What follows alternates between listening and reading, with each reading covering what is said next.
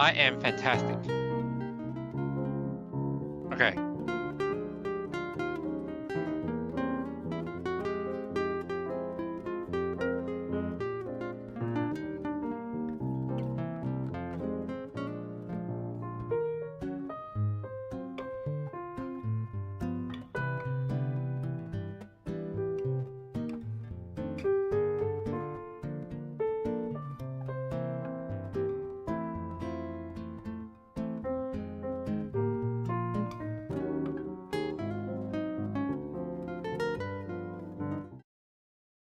Hello.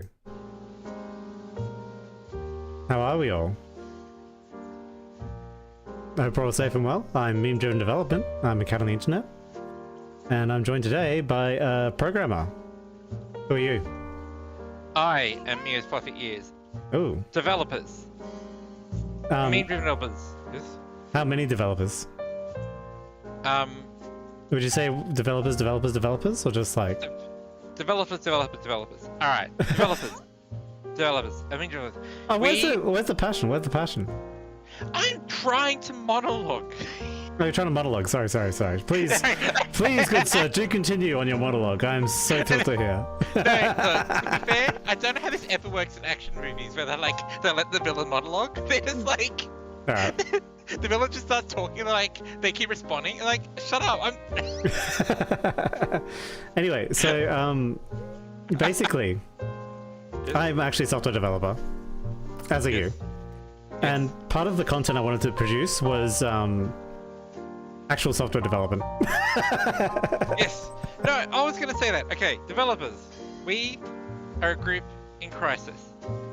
If you remember, the roots of this channel was actual software development content, and it was the two of us. Yes. And in recent times, especially, you can see that something's happened. Something's gone wrong. I grew ears. What?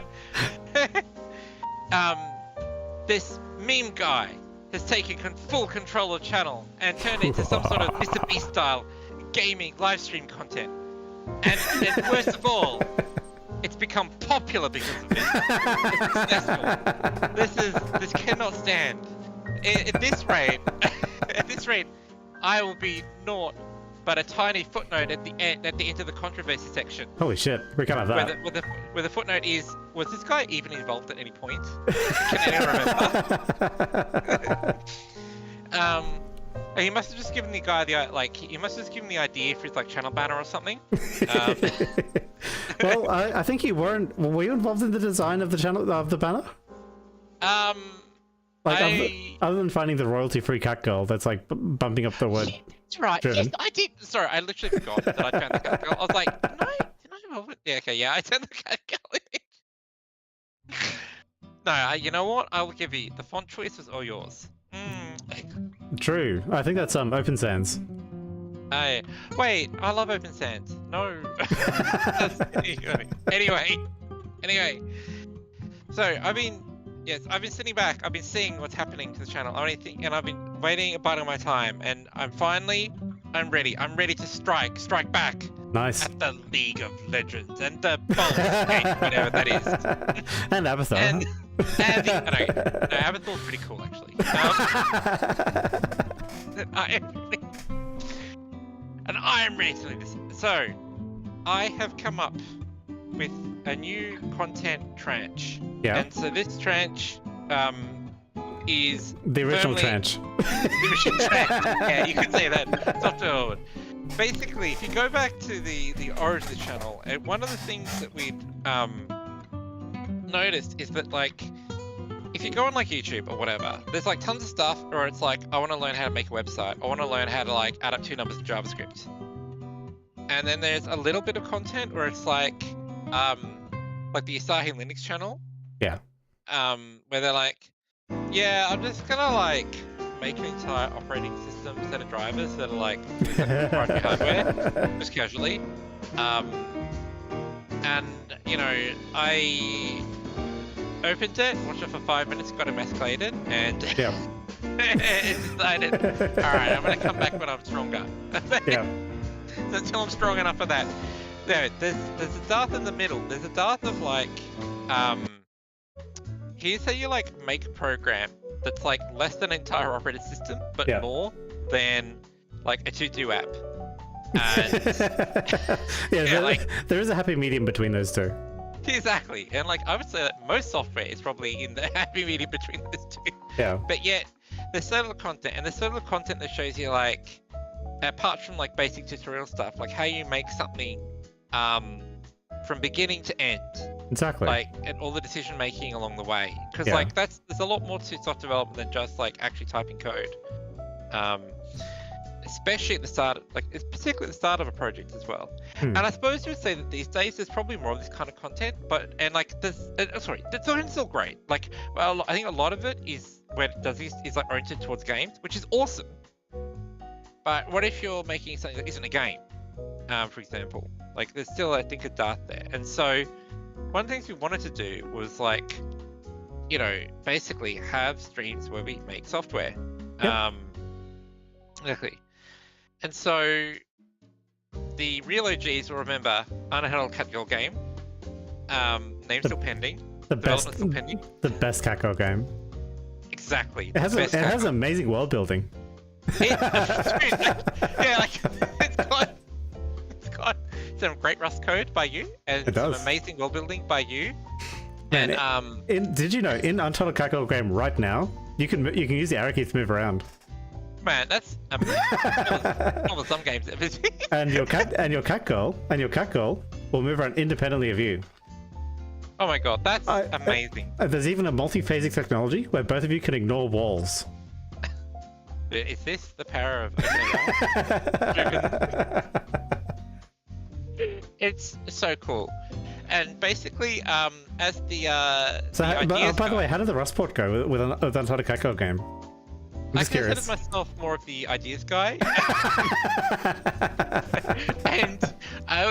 and basically, Move here basically went and crafted like an entire like hero's journey of the slave uprising of the Cat Girls, which sounds freaking awesome.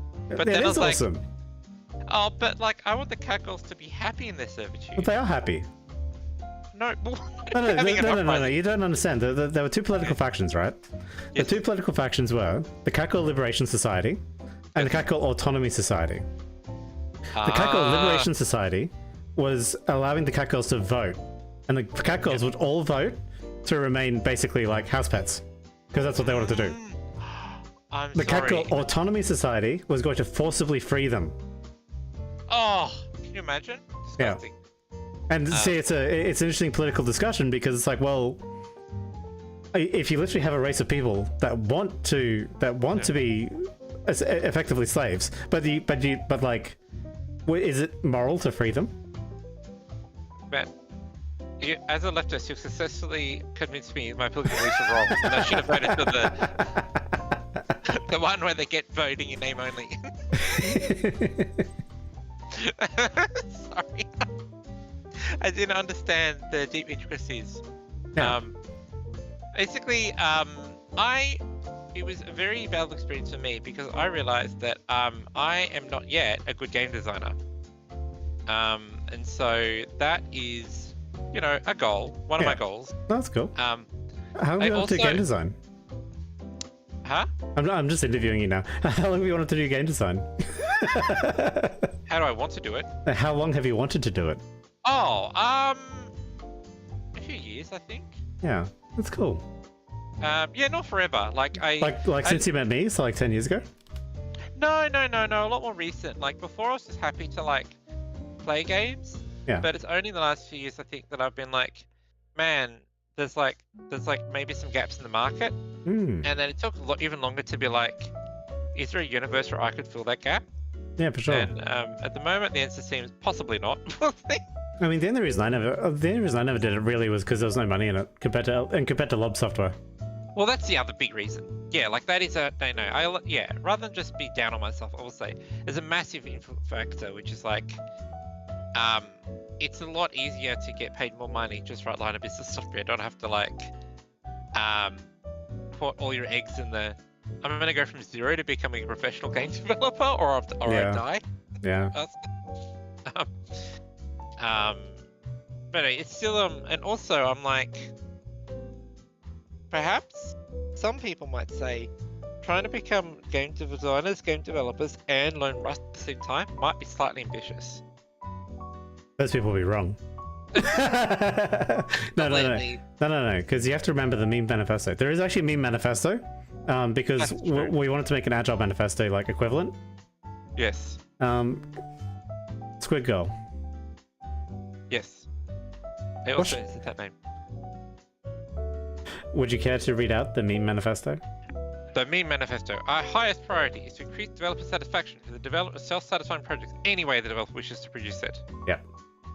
Ah, that's true. It's in the any way they wish to produce it. In any way they wish to produce it. Including badly. It doesn't matter if it's bad. Who cares? That's so true. So true, bestie. It never said it has to be good. Exactly. Absolutely. So, well, for the moment. And by the way, sorry. That one sentence is the entire manifesto. Oh yeah, exactly. It's even shorter than the Agile Manifesto. Yeah, exactly. It's amazing what you can do when there's no committee. Amazing.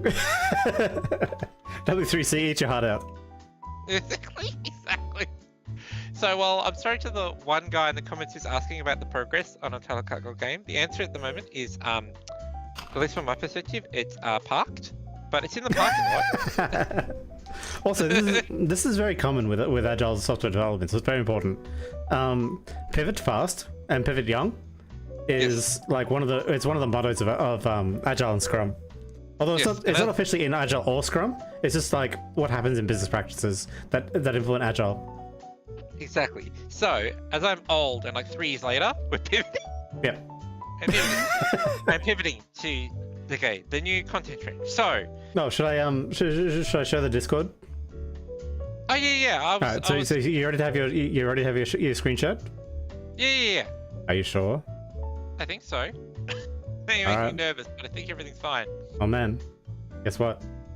What? The entire internet can now see what's on your screen. They can see subscribe to Rocket Robin. They can actually. And hey man, who's the top subscription? Who's that cat? He looks cool. Oh yeah, it's me, Dream Development. Holy crap! My favorite channel on all the internet.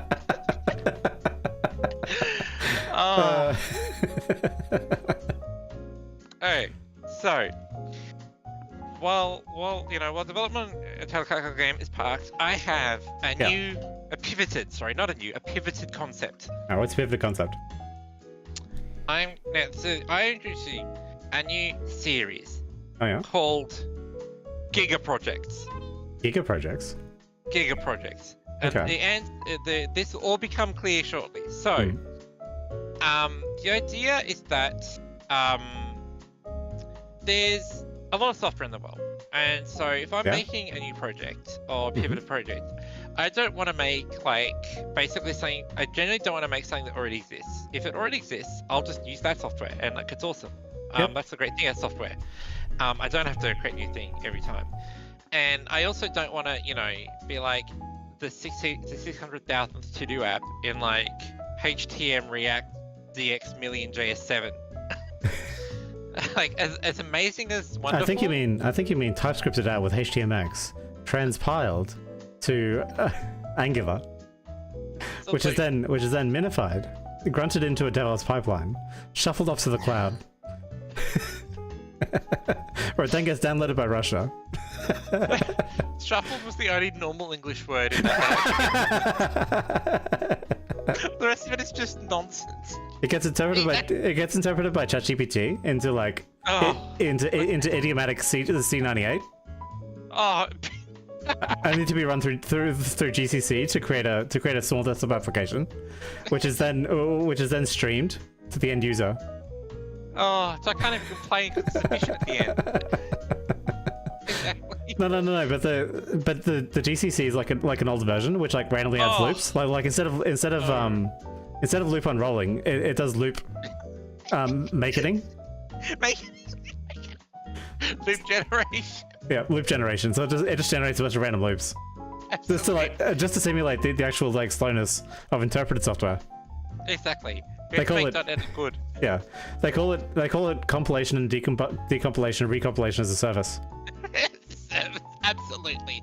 So that's fantastic and beautiful, and all power to the poor dev staff who has to manage all of that. Me. Absolutely.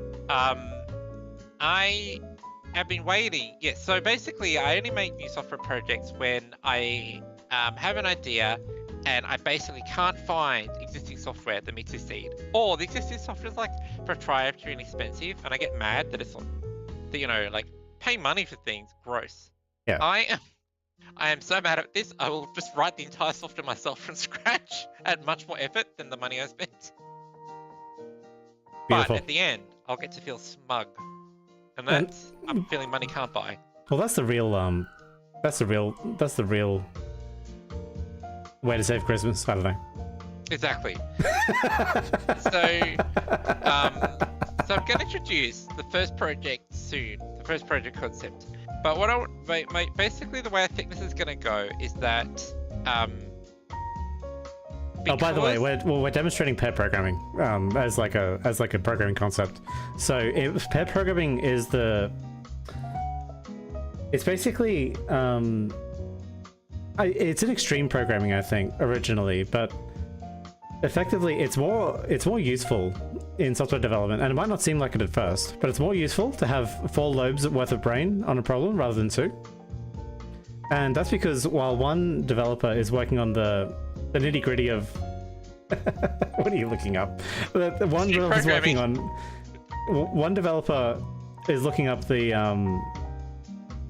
one developer's working at like the mechanics of if statements and branching and loops and whatever, and the other developer's looking at the broader picture of which APIs should be called, and what could possibly be going wrong with certain algorithms or whatever. And so pair programming, if you have a priority issue that's sitting at P2 or P1, and it's costing your company like $3,000 a minute or whatever, it's usually better to have a skilled pair program. And Mio and I, we've been pair programming for quite a while. So I would say that we're quite good at it. Exactly. And just like, and we were demonstrating really what happens in pair programming reality. The louder, more arrogant senior dev speaks over everyone else and pretty much just tells them how it is. Although I will say, like in pair programming's defense, what we had this week was like a massive production outage. Yeah. And we actually did it. We did the ideas guide and the day-to-day guide, and we did it perfectly. And it actually led to a quick resolution. Yes, absolutely. Yes, it does actually work. As you can see, this is apparently extreme programming. Is this XP?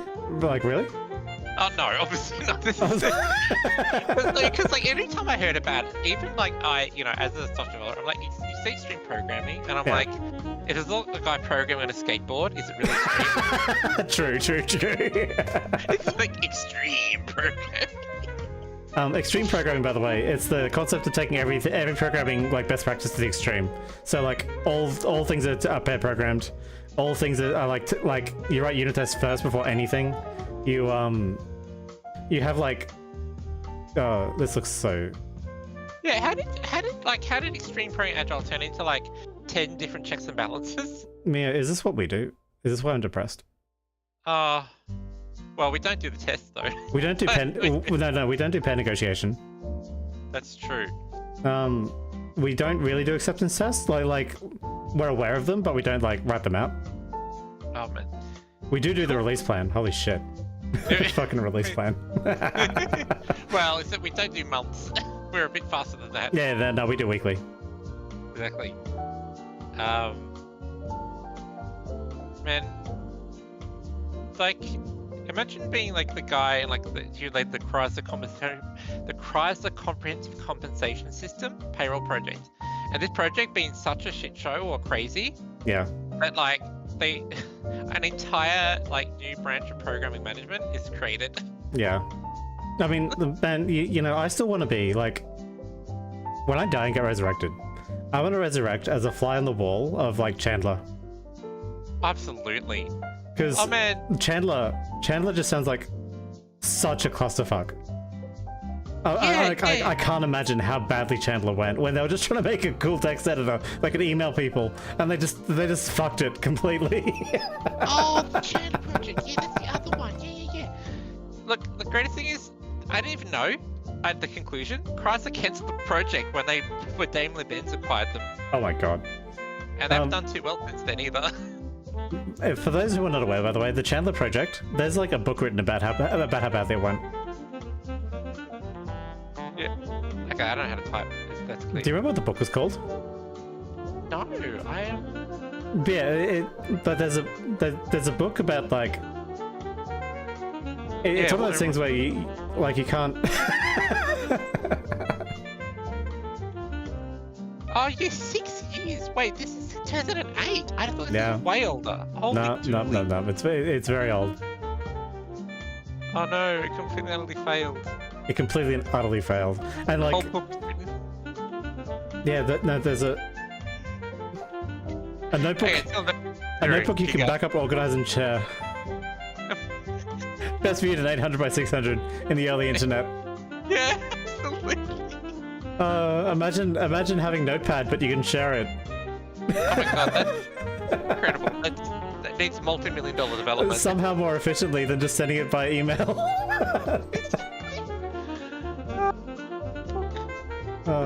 But yeah, what was the book? Because the Dreamy in Code. Dreamy in Code, that's right. Oh. But yeah, it's interviews of like developers who worked on Chandler and like how badly it went. At the time of the book's publication, they hadn't released version 1 yet. Yeah, it got stuck on every level of development. Yeah. And they had waterfall, and they weren't even through design when it was meant to be shipped. And one quest for transcendent software. Yeah. Alright. Well, that's okay. One early key project is doing the complete opposite of whatever this is. Well, yeah, okay, so Dreaming in Code, it basically describes like ideas guys instead of having only ideas guys instead of any day-to-day guys at all. Yeah. Like, that's what Chandler is. It's pain. Alright, so what we're doing is we're doing that bit at most. Yep. Code. Programming in code, yeah. We're doing 1/8 of extreme programming. Exactly.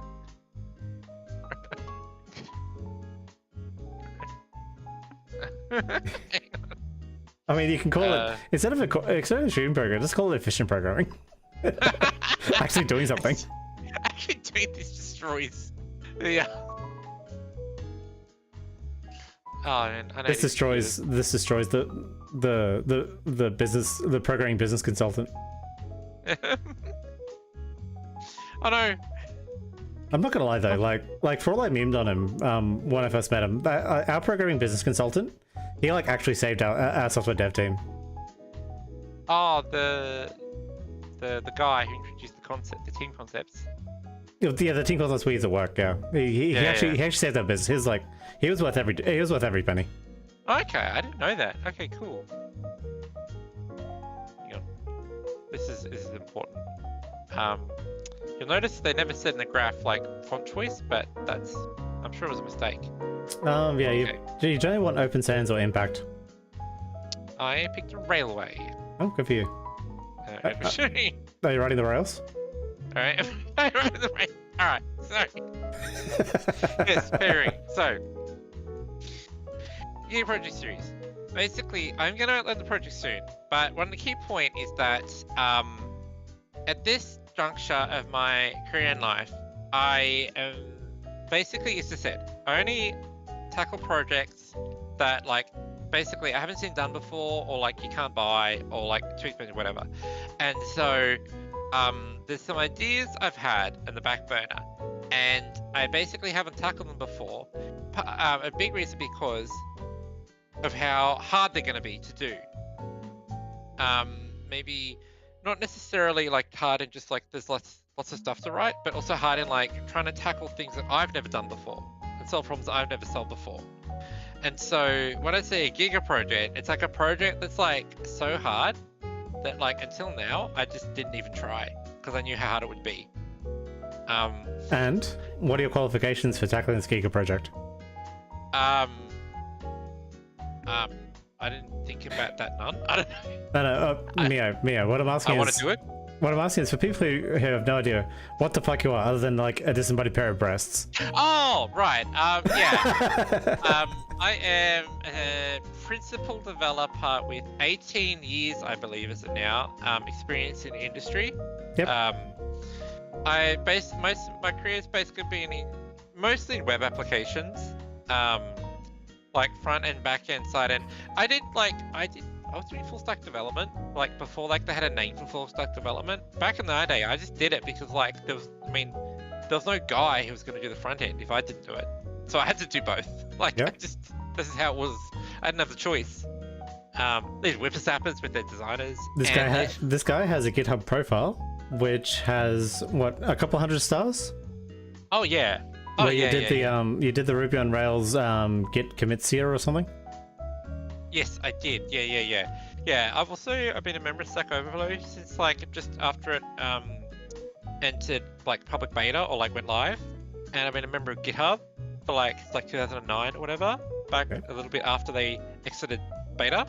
Mm-hmm. So yeah, you can see a Linux user back in 2004. Yeah. Yeah, back then. Yeah, about that. And then I met you in 2012. 2012. Yes, 2012. Back when I was doing a math PhD. much less useful. The project today might even have some math in it at some point, so that's going to be interesting. Oh, possibly. Yeah, I know. Damn. So you're gonna put me to the test. yeah, maybe. Absolutely. I hope it has Lebesgue formulations. Oh man. What geometry are you using? Is it Romanian in nature? How many dimensions are there? I'm not sure about this. All questions I hope to seek the answer to. So yeah, so Giga project. But because these are kind of like real hard projects, I think the way I see this working is that every so often there's going to be a Giga project stream, and so like maybe sometimes. Well, I should let you know. I should let you know. So for a little while, like, because basically with the channel, I just wanted to sort of start going live and just see what happens. Yeah. And obviously the easiest thing to go live with is video game content. Yeah. And talk to my friends and making friends. Like, that's like easy. Yep. So I did a bunch of video games. I'm like, you know what?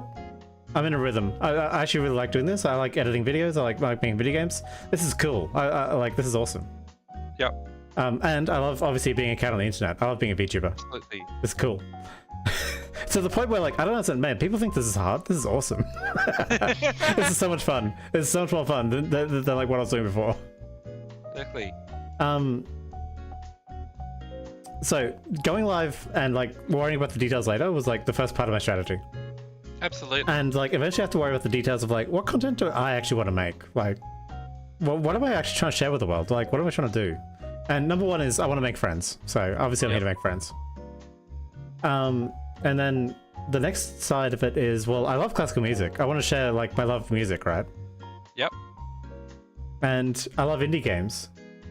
And so like, basically what I've decided, because eventually this turns into a schedule. Yep. On the schedule, as far, the tentative schedule right now is, are you ready? Because I've never told you this before. Yeah, I'm ready. I'm bated breath. Alright. Tuesday, indie game showcase or retro game showcase, whichever one I want to do. Yep. Thursday, music practice. Yep. Sunday, software development.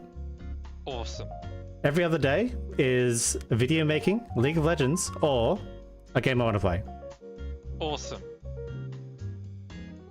Absolutely. Yeah, obviously I was Drake at the start. Like, this stuff's all cool. Of course. But yeah, so like with that schedule, that basically covers everything that I want to do as a person. So it's like, okay, well, because if you remember my community post for Mean Development Stands, yep, I have a large community post of like, oh yeah, we can just pull up. Yep. Everything I fucking want to do, and it's like it's a big old list. Absolutely. And you can see it's like games, Oh, no. software development, language, I thought that was and the music. end. It's not. No, It's even more. Yeah. Yeah, and so having my content split like that, like I'm sort of running out of days in the week and hours in the day, considering that I work for a living. Yep. Oh, man. Have to work for a living, imagine. Yeah, on Thursdays I'm planning on streaming twice. So I'm gonna do one stream of music practice. Yep. And one stream of video games when I get to music Awesome. practice. So it's like I just have like I go live twice basically. Awesome. And the music practice streams, it's legit just music practice. Like I have the script in front of me and I'm trying to play it on guitar. That's what it is. So it's like really fucking bad. Don't tune in, don't join. I'm terrible. I'm terrible at guitar. Man, that's great. That's a great hook. I love it. No, get fucked. Oh, by the way, I'm gonna be letting my first music stream. I'm gonna be letting Blasphemous. Oh, cool. Yeah, Oh, the music, the video game. yeah, Blasphemous, the video game. It's got this really cool it's got this really cool Spanish riff going from E major to like F diminished. Cool. And it's like really like intense and like very Spanish. Awesome. So yeah, I'm also gonna be setting up my door and setting up a cool. looper and stuff. So yeah, it should be cool. Took me about a full second and a half, 2 seconds to be like, what do you mean a door? Like, what? I was like, oh, digital audio workstation. Okay, yeah, that makes more sense. Yeah. That's cool. That's cool. Yeah, so basically, with the Giga projects, what I'm trying to get to is that. Oh, sorry. No. So Last sentence. So, software development on Sundays. So Giga project Sundays. Oh, whatever you want to do them. You can take over. You can take over my software dev stream to like pair program with me. Absolutely. Well, you know, one of us has got to actually write code. True. Now that you're just the ideas guy. I am today. No. So no, absolutely. So basically, what I'm saying is that because the project's hard and gonna probably take a while. Like the more I've been thinking about this particular project, the more I've been able to talk myself down off the ledge, and maybe it's gonna be not that hard. Okay. So maybe I'm like exaggerating it. I don't know. But basically, rather than committing to like working only on Sunday and every Sunday, maybe sometimes I take a break. Maybe sometimes I come back. Maybe sometimes I'm gonna get fucking turbo obsessed and I'm gonna like stream, I don't know, 16 hours a day somehow. I don't know how that's going to work. If it works, we'll see. Yeah, I mean, that is what your brain does. Exactly. So I'm going to let my brain lead. Also, that's a good idea. If you're neurodivergent with ADHD and autism, like, it's basically software crack. Yeah, exactly. Well, and so, and maybe sometimes there might be more than one project in the go, but I am going to try, and like I'm only going to start things that I think I can actually finish. Oh, cool. Yeah, and like probably some like smaller projects that are like smaller in scope as well. I want to do. There's like a lot of stuff I want to do, but basically for now, let's start this one. And so, what I am going to commit to, and so this is what's really cool. I think about an hour in, absolutely time to drop the good stuff. I'm gonna do like I've done a little bit of research, but I've not written a single line of code yet. So all the software development is gonna be like on stream in the open from scratch. Ooh. And like all like the project design and like even the I'm gonna talk through like the choice of technology. Yeah. And all this sort of stuff, right? And it's all gonna be like obviously like free and open source. Obviously. And the whole point is you're creating a body of work, which is basically a software developer with 18 years experience, literally doing an entire project. Exactly. So that, if you're like a junior or a mid or whatever, you can see like, because I remember back in the day when I was like, how do you like start a project? Because like if you join a company, usually you're given something that already exists to work on. So you're like, how do you like, and that's quite different from like, how do you like start on day one and like create the README that no one uses? And etc. And if you're ever in a big company like ABB, you never conceptualize or conceive of the whole code. The code is too big for you. It's too big for one human brain. Exactly.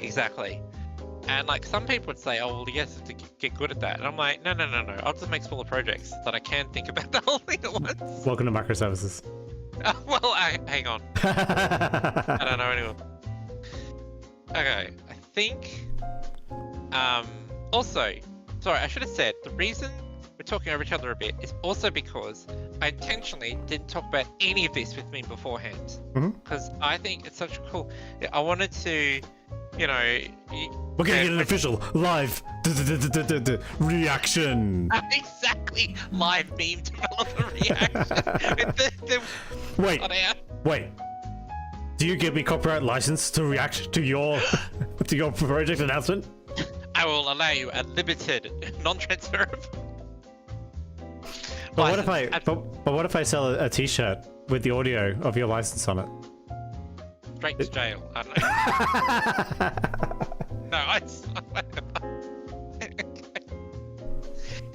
Alright, I think... Alright, I may as well, I'm gonna jump to, what the project concept is. Okay. Because, obviously, what the hell am I doing? Alright, so... Let's go with Jason.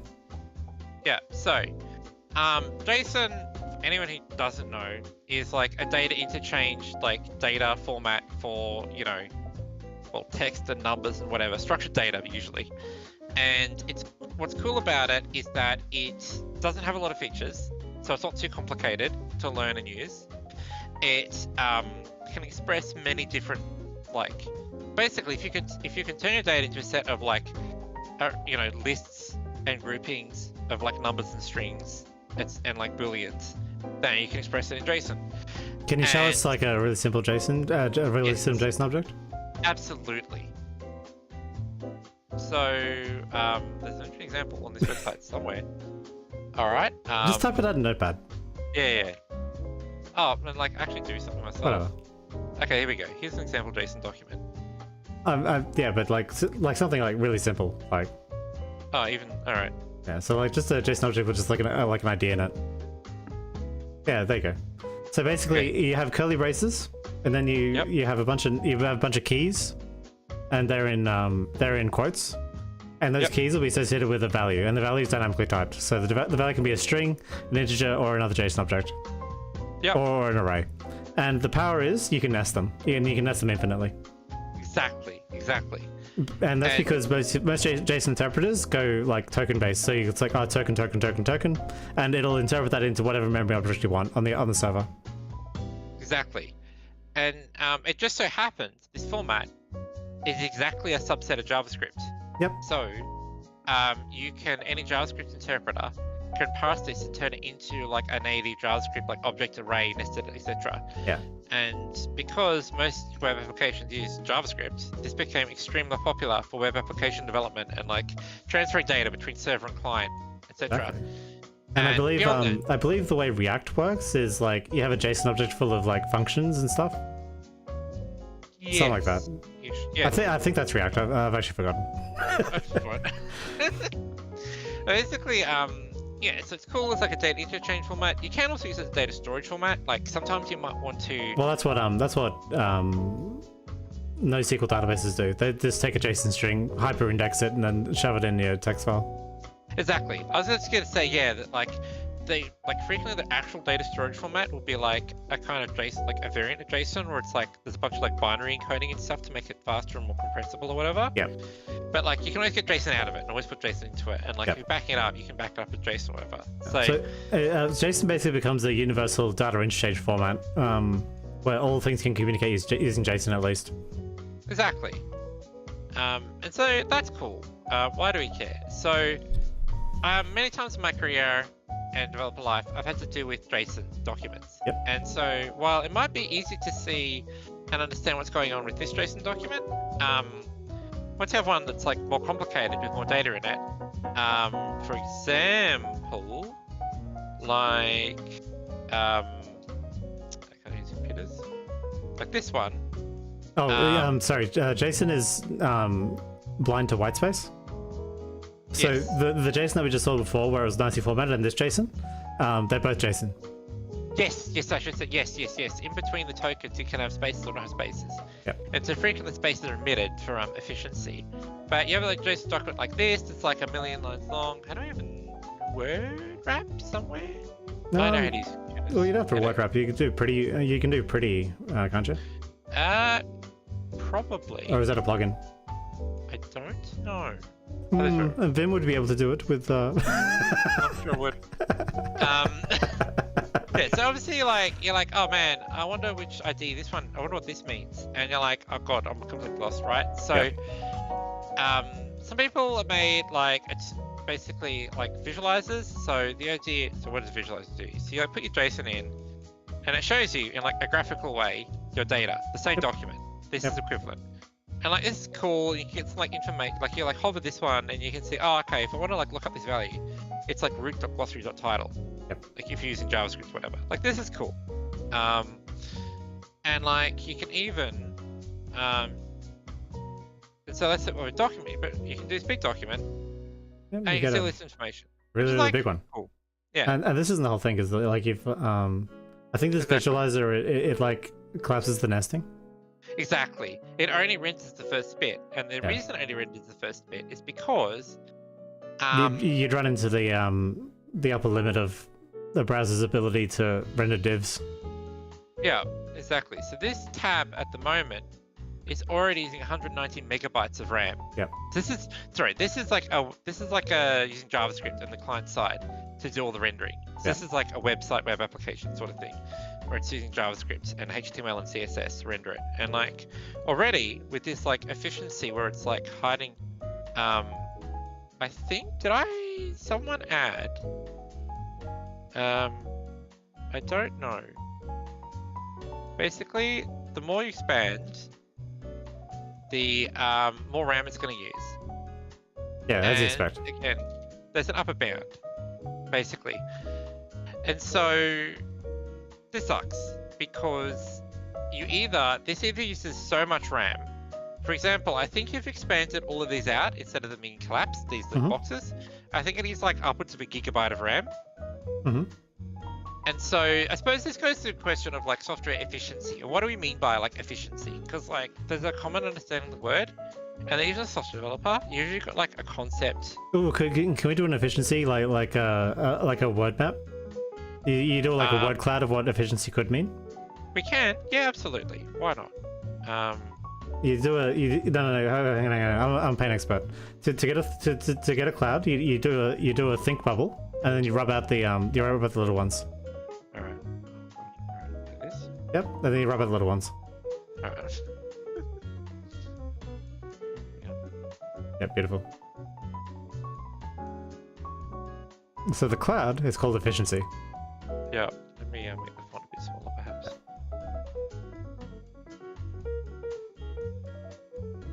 Okay. So what's efficiency? Well, usually means like use less resources. Can we expand resources? So let's say, can we do a nest off this and do what are resources? So a resource is typically like network is 1, RAM is 1, and disk space is 1. Yeah.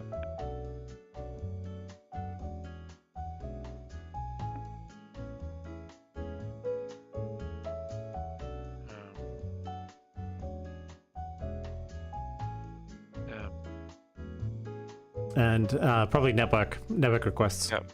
Yeah.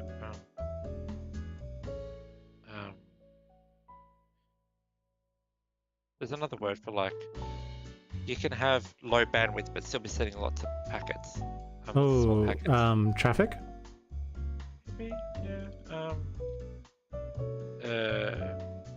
Something like that. Whatever. Whatever. It's fine. Yeah.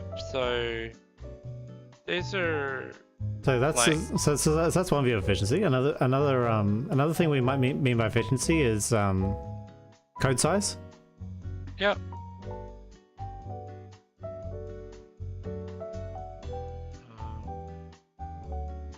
What else could be efficient? Efficient would be well tested. Sure.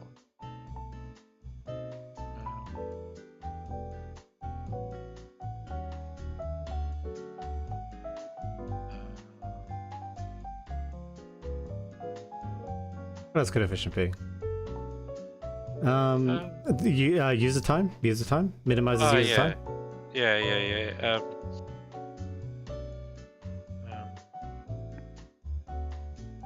Sorry.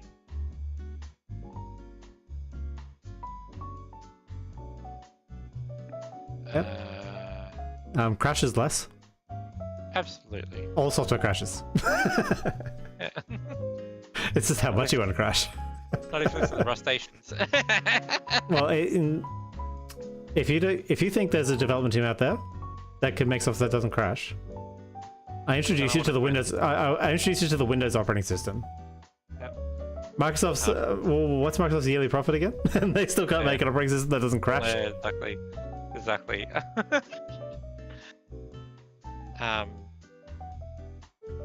There's lots of different things as we can see here that efficiency can mean, but because I'm a developer, I'm like the users. Well, no, of course I hear the user, but I'm like user stuff, whatever, crashing stuff, whatever. No.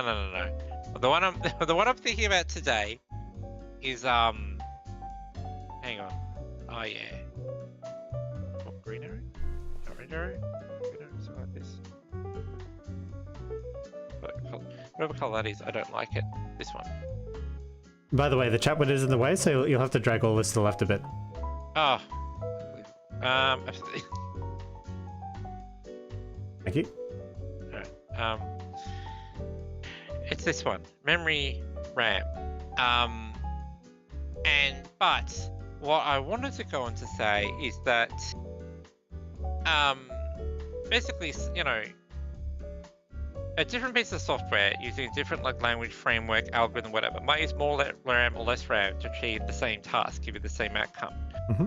So when we say like use less RAM, the question is like, okay, but like how much less? Like what's the floor of like how much RAM, like how efficient it has to be before we're like happy?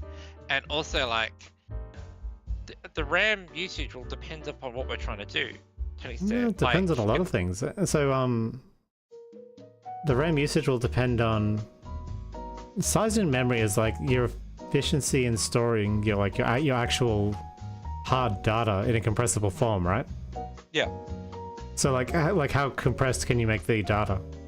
Yeah, and obviously like basically you can usually always cheat and like use a tiny amount of memory by using more storage and CPU. Oh yeah, but no. That's But like I'm not counting that because that's like whatever. Yeah, I mean like writing everything to disk. I was like, okay, everything's in disk, so I'm using like 1 kilobyte of RAM now. Yeah, like guaranteed. But like who cares? Because the program's slow as fuck. Yeah, so if I'm making like, I don't know, software for microwave, that'd be very relevant. Yeah. But like, I'm still talking about software for like, I don't know, possibly mobile phones, but like desktop computers, laptops, whatever. Sure. That like, and yeah, and so like, if you make like Notepad, you can probably make it use like very little RAM. But if you need to do like, live compositing of 8K video sources, yeah, and re-encoding them in real time, then to have it have decent performance, you're probably going to have to use a lot more memory than Notepad, like inherently. But even within that, you can still be inefficient if you use some memory and use even more than you need. So it's kind of relative to the task. And so we're talking about JSON. So you want to compress a JSON object? Not a compress necessarily. So well,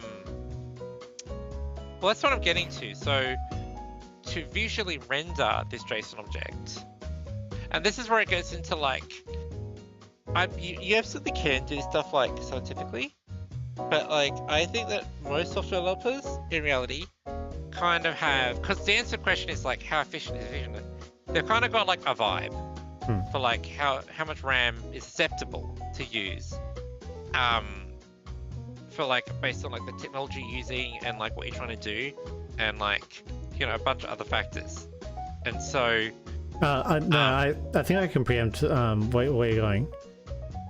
Basically, suppose you have a 32 kilobyte like uncompressed JSON. Yeah.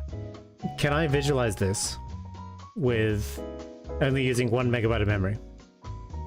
Yeah, or like can I visualize this? I mean, exactly. I've got a 2.7 megabyte JSON file. Can I visualize this with less than like 200 megabytes of? Well, actually, this isn't visualizing the whole thing at the moment. So can I do this with less than like a gigabyte of RAM? Yeah. And so the senior developer, the principal developer, based on appeal to authority only, will say, "Yeah, that's fucking shit, bro. It could be like way more efficient than that."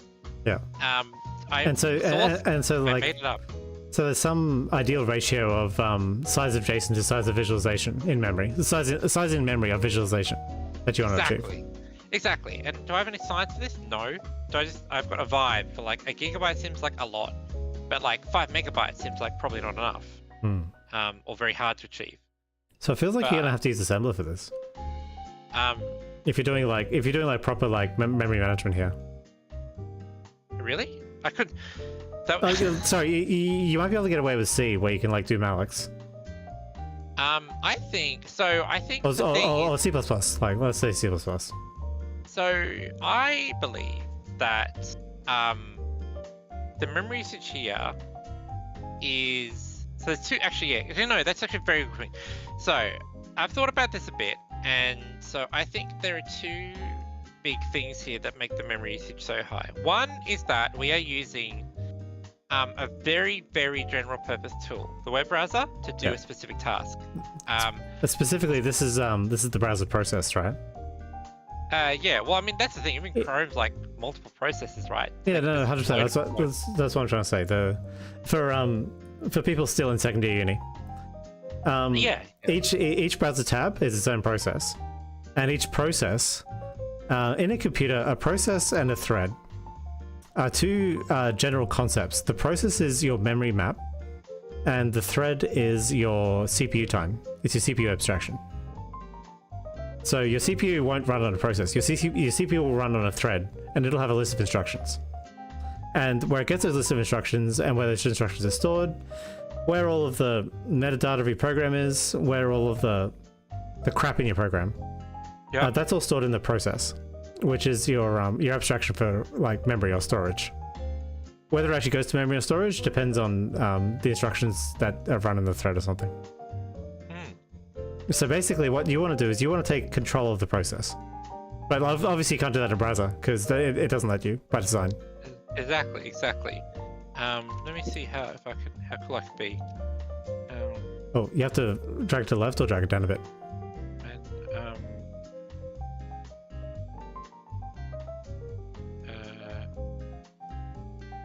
I nearly got there.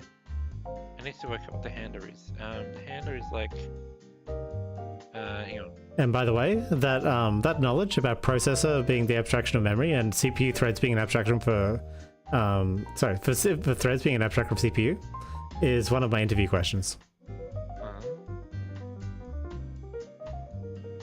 Just in case anyone wants to cheat against me in an interview. Because if you're a software developer, I expect you to know how fucking computers work, okay? Oh, cool. So I got it to work, right? Yeah. So I just programmatically expanded all of them. Oh, cool. Not only, so I've got my computer is like, not a good example of a user's computer. My computer is a Ryzen 9 5950X with 96 gigabytes of RAM.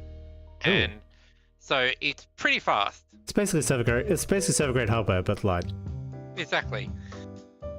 And my memory is also overclocked to like 3600 megahertz. My CPU also has like some overclocking unlocked. And it still took like a couple of seconds to expand all the divs. Yeah. And as you can see, like, wait, it still didn't do all of them. Does this program lazy load them in? I don't know, but Yeah. So how much memory are you using in the browser process? Yep. So I'm using 2 gigabytes of RAM. Yeah. And how big is the JSON? 2 megabytes, 2.7 megabytes. Okay. So like, orders of magnitude larger. No, so, 1,000 times, right? Yeah. Sounds about right. And so I think part of so the browser is great. It's very, very, very flexible and can do lots of different things. But like, it doesn't necessarily do a great job depending on what it is you're trying to do. It can do any task, but sometimes it does it poorly. Yep. And trying to load illustration and render out analytical stuff, it's not doing a tremendous job of. And that's kind of inherent because like generally there's like there's a proper name for it, but basically like the more generalized and like flexible and like more things you can do, usually like it's just inherently you won't be as efficient at all of them. Yeah. And that's not like the web browser's fault inherently. Like it'd be very difficult to make a web browser that can do all the things you can do in a web browser and also make this really efficient without like sacrificing somewhere else that a use case that someone else cares about. Well, essentially, the browser from an Arch point of view is you have to be able to script. You have to be able to script the process where you load in the code dynamically and give it control of the whatever you're seeing on the screen. Yeah, and like if you think about like visually, you only see some some like background colors and like lines here.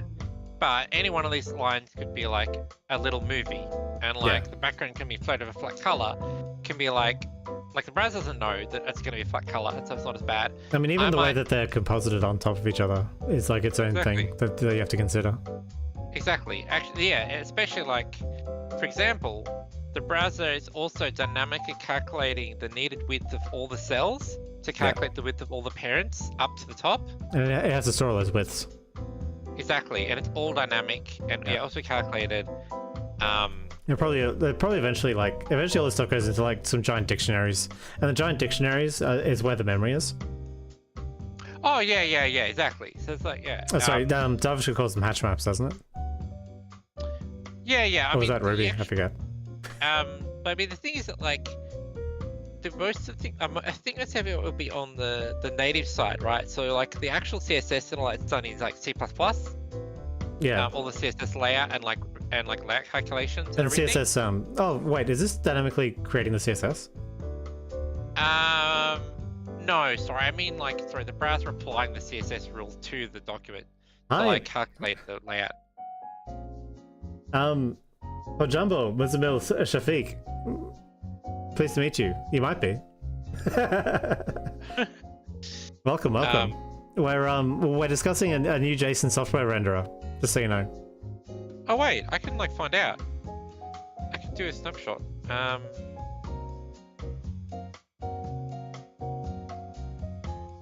Although I think this is only going to report the JavaScript heap, which as you can see is a tiny fraction of the total RAM usage for the tab.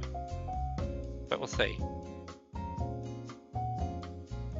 Even so, it's still taking forever to load this snapshot in. Yeah. I'll check what you're doing. Are you looking at how much RAM you're using? Yeah. I just realized that there's literally a debug tab where I can see the info, but I think it'll only report JavaScript memory usage, which 25 megabytes is a tiny fraction of the 2 gigabytes we're using. So I said there's two things. So the one thing is I think that we're using, to an extent, the wrong tool for the job, for the task that we want. Yeah. The second thing is... So just to catch you up, Mozamil, basically, what we've been discussing is the JSON renderer that we have currently is running in the browser, and it's woefully inefficient in terms of resource usage. So the JSON object is only 2 megabytes. But in memory inside the browser is 2 gigabytes, which is 1,000 times bigger. Exactly, and that's all and you can see here, for example, this page has 370,801 table cell elements. Yeah. And that's if you go to the Google's web dev recommendations, they recommend, you should only have to be super efficient, you should only have 1,000 DOM nodes. Yeah. Well, I've got 370,000 DOM nodes. Yeah. Alright, so that's a bit more. Yeah. What? So my friend, what have you been thinking about? It's the other thing, other than the browser, is the browser has to calculate and render all of it at once to show it. Once I've expanded everything, even if I'm only looking at this, it has to calculate the layout and sizing for every single DOM node in the entire document, basically. Everything that I can't see. And this is actually the part that's the hardest. Theoretically, even though I'm still using the browser, and I can't be in the browser and not use the browser technology, but theoretically I can solve this problem, but where it has to calculate everything. But it's so hard and complicated to do that I don't even want to try. Yep. So what do you want to try? So my project is I'm going to write a .NET Windows desktop application. It's a visualizer that's going to have basically generally like for like functionality to this side here. And at the end, it's going to have what I have not really seen anywhere, and certainly not anything that's like a free technology. It's going to have infinite what's the name for recycler view? Basically, it's not going to the whole thing is it's not going to calculate everything to show you it. Yeah. It's only going to calculate the sizing for the bits you can see. Okay. In the viewport. The viewport is like the box. Yep. Cool. That you can see it. Awesome. But this is like a big thing. Like, Windows does not have, like .NET does not have in the framework a bi-directional infinite scrolling. Oh really? I thought it did. Yeah, it does not have it. Like stack panels, whatever, you can only have them infinite in one direction. This does not support .NET technology. The only one I've found like one guy's .NET .NET like component that might do this, but what's different about JSON? So like if you think like an Excel spreadsheet where it's like a grid, all the rows have the same number of columns, and all the columns have the same like rows, right? Like it's like a straight grid. There's no concept of nesting. Yeah. Where so it's a lot easier to do infinite scrolling, or like what I'm saying is like you're only rendering and calculating the part on screen. Yeah. When it's regular, where every row is the same width and every column is the same width and every is the same height. It's much harder, I believe, to do it where each, like, this one's this tall, but this one could be twice as long, and this one could be twice as wide, etc., as the one above and below it. And this is what's put me off, because I don't know yet how I'm going to do this. But yeah, but I suppose that's where I jump into technology choice, right? Because they're starting a project, I should say about like, as much as I want to jump in and write code, I should explain like how I do technology choice, stuff like this. Let's do it. So, yeah, so. Okay, so we have the basic problem definition is that you need infinite scrolling in two directions. You need to visualize these JSON objects, which could be infinitely complex. Yep. And you want to do it inside of a process which you like completely control, and you want to be able to like display infinite JSON, right? So like you can lazy load in more JSON. Exactly. And I want it to look nice. I want to have really nice font rendering. Yep. I want it to support like full Unicode. Yep. Yeah. Well, that precludes a whole bunch of stuff, like a whole bunch of like terminal-based stuff, possibly. Yeah, sure. And it excludes a whole bunch of like shortcuts you could take if you only cared about ASCII.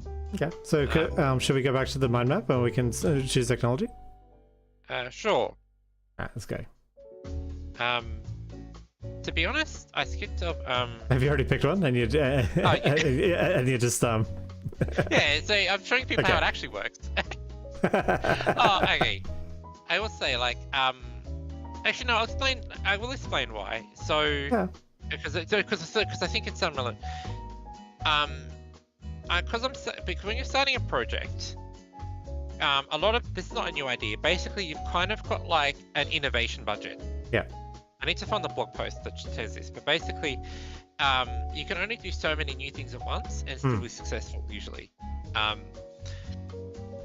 For example, in 𝐒𝐤𝐢𝐚𝐥, where I'm trying to do a new software technology, new game design skill, like game development, and like world building, and like this, like all at once, it's biting off like a lot at once. Yeah.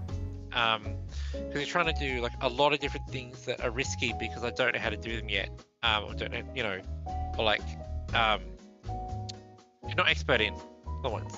And so usually, you want like so for something like this where I'm like there's one element of innovation already, this like infinite scrolling thing. Yep. And actually, oh yeah, that's what I was gonna say. One thing that makes this easier is that I'm not trying to ideate from scratch like what features I want to have. Usually you're doing that as well. In this case, I've already made it easier because I've like this existing tool that's free and open source. Copy that in terms of like the list of requirements, which puts a lot of load off in my mind of like, having to think about all the different features I need and all that stuff as well. So it's already made it easier. And so within that, I'm like, okay, I am confident maybe picking up like one new technology, but not like, I don't want to, at this moment, I'm not comfortable to pick up like so much new technology at once, because I feel like I might drown under it. Yeah, for sure. Okay, so what's your innovation budget? Your innovation budget is a new technology? Yeah, so I think I want to, so I'm now experienced with, because okay, so just to be clear, so an unbacked assumption is that like desktop application that's not in the browser will inherently be more efficient and easier to make efficient than the browser. And so then I'm like, what desktop application LG do I want to use? And then I'm like, well, there's one that I already know, .NET. Yeah. And so that's why I kind of just basically skipped a bunch of on whatever that diagram before with all the like planning and release plans and stuff. I skipped a bunch of analysis because I'm like, man, .NET's cool. I already know how to do .NET. Yeah. So we're gonna use C#. Yeah. I should say yes, C#.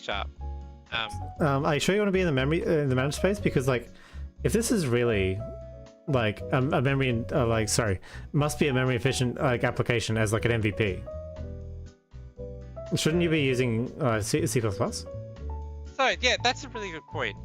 So because obviously, you know, like C++ on Windows is a known that's a known technology. Like that's a known development lifecycle, and like C++ is going anywhere. Yeah. So my argument would be that some things are so tight that like they need to. I mean, obviously, but like we're literally about tight memory usage. Like that's literally what this project is. Yeah. So that's basically. So when I go back to my efficiency question, and like again, this is the thing where it's like, it can expand the memory thing here. Can you see my mouse cursor? Yeah, I can see it. Okay, cool. Otherwise, this doesn't make any sense. Basically, like, there's a continuum from the absolute minimum amount of memory, and like some vague idea of what's acceptable. And so I think that we can get like a lot closer to the small end than the 2 GB end, even in managed code, because even as we saw, the JavaScript heap size was only like 25 megabytes, like 100 megs, whatever. Yeah. Which is like a multiple of the input for sure, but much more than 2 gigabytes. The other thing is, if the infinite scrolling is done right, then our memory you should be recycling memory, right? Yeah, exactly. Like our memory usage will actually be a little bit more than like what you can see on the screen at once. Yeah. Which is a tiny fraction of the overall, and it's kind of fixed budget. Yeah. So like. So ultimately, you actually want, like, for a 2 megabyte JSON, you want to be using 100 kilobytes of memory.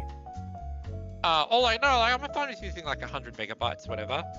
Oh yeah, but I mean, like, I'm talking about like the actual like the dream state. I mean, it'd be nice, but I'm not super. Yeah, I should say. Basically, I just think I can do a lot better than 2 gigabytes, but I'm not so worried about being like smaller than the input or like that. Because the thing is that like supporting Unicode and nice text rendering uses a bunch of RAM, just like inherently. And so I basically knew that I was going to opt myself in to use a bunch of RAM, like, you know, well, compared to like Vim, as you say, Vim will probably use a lot less. But like, I still like my nice fonts basically. Konbanwa, Ichika-san. And that's why, and I think getting like nice Unicode support and nice font rendering and stuff will be a lot easier to do. Yeah. In like C#. But that's actually what's cool, right? Because like this series, one option is that like we build this out and then I completely redo it in C++. Like possibly. Yeah. I mean, like there are definitely multiple things we can do. Ichika-san, hajimemashite. Watashi wa Min desu. Neko desu. Today we're doing a software project where we render JSON, but efficiently, hopefully.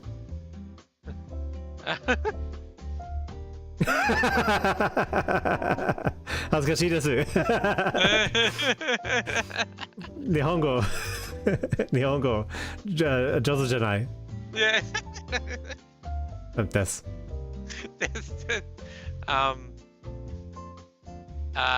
Okay, so we picked technology. The technology we want to use is .NET C#, and we're going to be using it as a fast prototype because we don't want to innovate too much. Yeah, or even like maybe it turns out it's like good enough, and then I'm like awesome. Yeah, cool. All right, nice. But even within .NET C#, there's still innovation budget because .NET C# has a number of UI technologies. It does.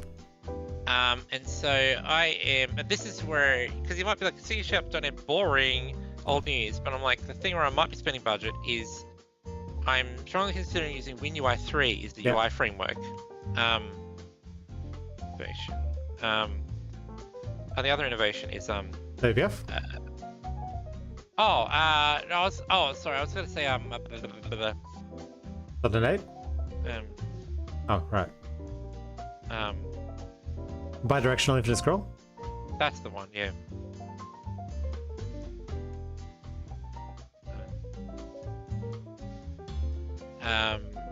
Alternatives.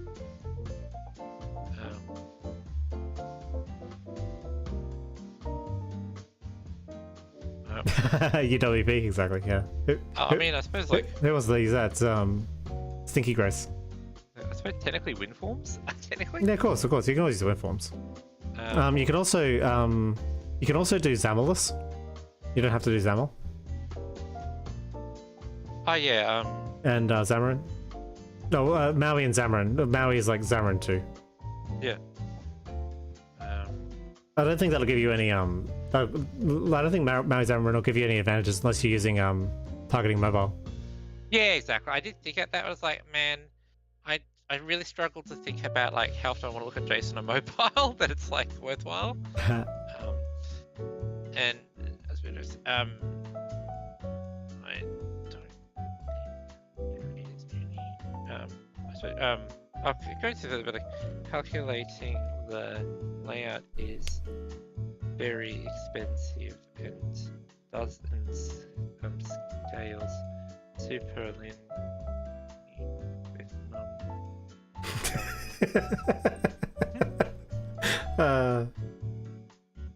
But I believe it does. Like, I don't think the way, because I think it scales like a lot worse than linearly. So I don't think that's the thing where I like, and so. Well, I mean, like one of the ways you can do this, right? Like an alternative, like if I'm thinking alternatives, one alternative is you could make an image. You could render an image to you could render a file to disk, and then you just have an image viewer. Yeah. Although I think you still have to calculate the layout, right, to render it into an image, even. That's okay. I mean, I mean that'll be a bit of calculation, but then your actual viewing of the JSON will be really efficient, memory-wise. Oh, but I think because they just have the memory in the image size is like how much you'll be using in memory. So I think the layout is actually one of the most, if you don't do infinite scrolling, it's actually one of the most expensive parts of the entire thing. Okay. But actually, but image rendering like that, it'll actually give you the bidirectional infinite scroll by default, right? Oh yeah, yes. If I render an image, it's much easier to do bidirectional scroll in an image. Yeah. And there's usually libraries that can do that and not necessarily have to load the whole image in. But there's lots of cool functionality that I like that you can already do because it's the browser, right? Like I can select a GUID. I didn't even mention half the features of one. Like I eventually. well, I mean that changes my answers, doesn't it? Yeah, no. I'm not trying to get you. I got distracted and forgot. Okay. I thought about this stuff, but then I just forgot in the moment. Right. Sorry. Yes. I should say. I would also like to be able to do full text search through the whole document. Oh, okay. Well, yeah. You can't use the image then. I don't necessarily mean it has to be super indexed or whatever. I just mean I want to be able to type a substring and see it and drop through the matches. Alright, so we need a list of MySQL database. What? I think you can do it all in RAM, but I think there's some cool stuff we can use. Cool. Do. And all this hover stuff where you can see where you are in the document and how to get to where you are. Yeah. and the types and stuff. Oh yeah, and cool stuff where it's like, if this one I think already has this. Like, if it's a timestamp, because you can't. So JSON doesn't actually have timestamp support. It's a string. But if it looks like a timestamp, it's got this thing where it'll even show you the local time conversion automatically. And if it's like a URL, I'd like. I understand. There's lots of features. So Yep. we're talking about the technologies. Yep. Okay. And so basically, because I'm still obviously gonna have like, obviously this bit is gonna have some like funky crazy stuff, the bidirectional, but it's still gonna have like an input in here and like some buttons and some like, and I still need the normal, I want the text rendering with the framework to look nice and everything, and have like word wrapping. So that means I still have to use one of the frameworks. Yeah, so .NET 8 covers that, right? Or .NET 6? .NET 7, because .NET 8 isn't released yet. Oh, okay, sorry. And I don't trust Microsoft enough to use their pre-release stuff even now. I mean, by the time we're done with this, like .NET 8 will be out probably. Yeah, and I'll upgrade to it then.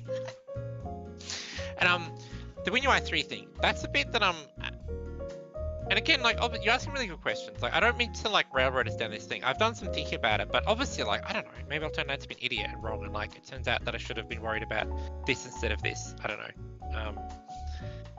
But the WinUI 3, I'm a bit nervous about it because while it's like a released technology, there are it's not fully compatible with .NET Standard yet.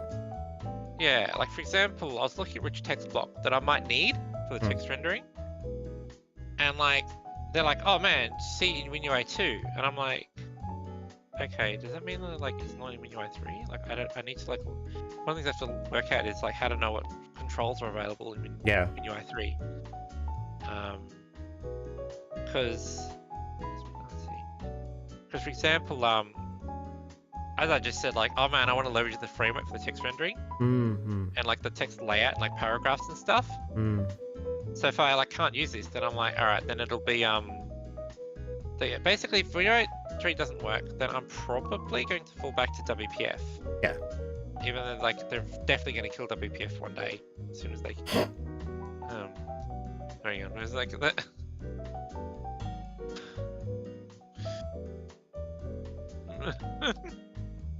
Here.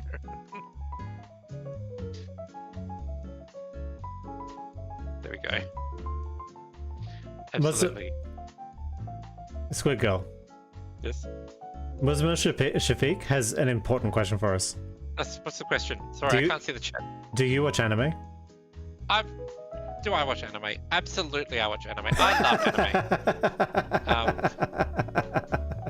What's your favorite anime at the moment? Yeah, I was like, thank you, already added this. My Tiny Senpai? My Tiny Senpai? Oh, that's favorite. Oh, come on, it's definitely My Tiny Senpai. Okay, right, yeah, current airing the last season. Yeah. Though I still, Tellurizer was really cool. Yeah, but no, Tellurizer was really cool. But yeah, My Tiny Senpai, Tellurizer. You know what? ReZero is a really fucking cool anime. Yeah, I still need to watch it. I'm sorry. Yeah, you do. There's also a really cool one where I got reincarnated as a Jujutsu Kaisen. Which one's Jujutsu Kaisen? Can you look it up, Squid? Yeah. Yeah.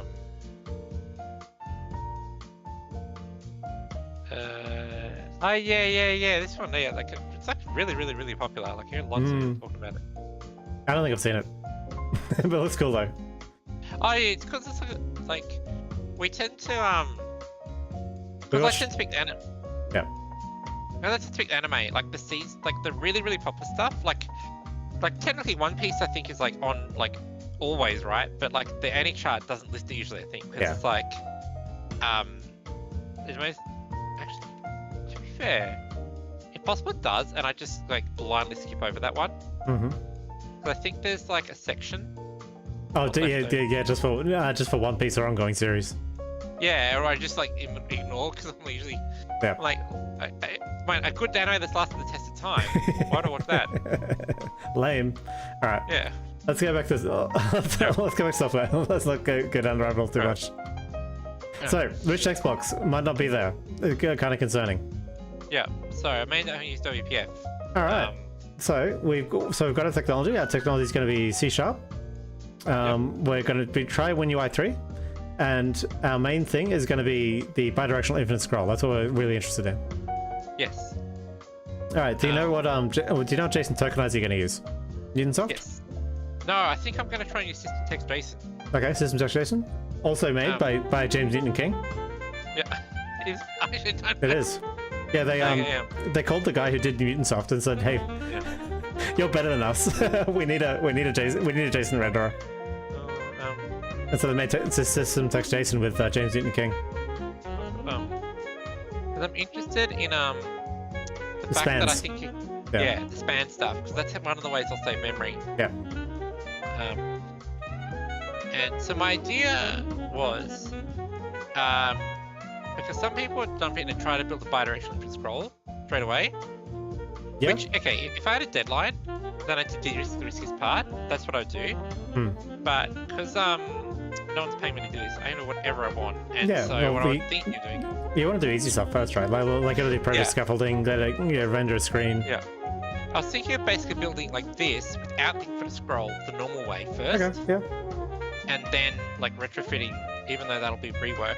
I'm able to see like how much better is .NET compared to the browser. So your MVP is getting back to the JavaScript app. Yeah. Yep. Cool. Yeah. Absolutely. Okay. So you're gonna have like I won't get into nitty gritty. Okay. So even though there was like a lot of explanation, it was mainly, I know you know a lot of it, right? This is more like trying to take people along the journey, stuff, because I think that's really important. Yeah. Well, we're at the point of the journey where we have Visual Studio open. Yes. Yeah, I mean, you guys don't know. Behind the scenes, like, there's gotta be like, explain stuff, whatever, and then I explain stuff, and it's like, why are you writing code right now? I can hear it in your voice. Why are you writing? I'm like, it's fine. All right. So we're finally at the cool part of self-development, where we all started. Making a project. Absolutely. WinUI 3? Yes.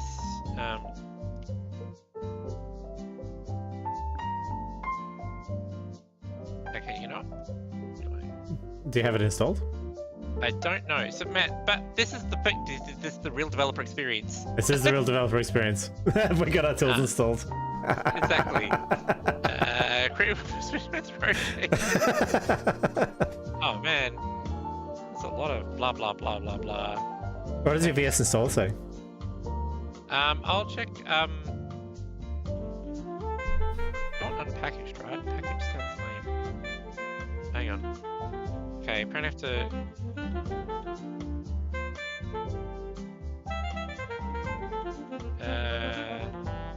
Oh, limited. No.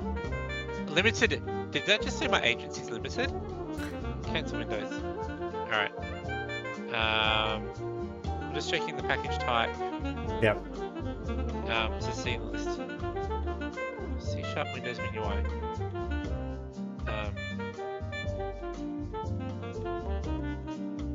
Okay. No, this is the real experience. Now I have to load the Visual Studio installer and install the WinUI workload. I intentionally didn't do all of this because I'm like, man, I'm gonna show like a real software development, not the like sanitized version. Yeah, 100%. It's tutorial. I think it's in individual components.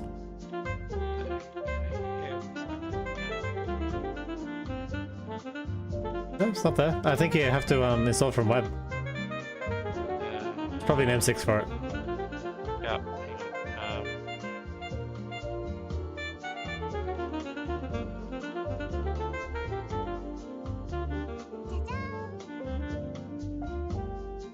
Windows app. Oh, it's called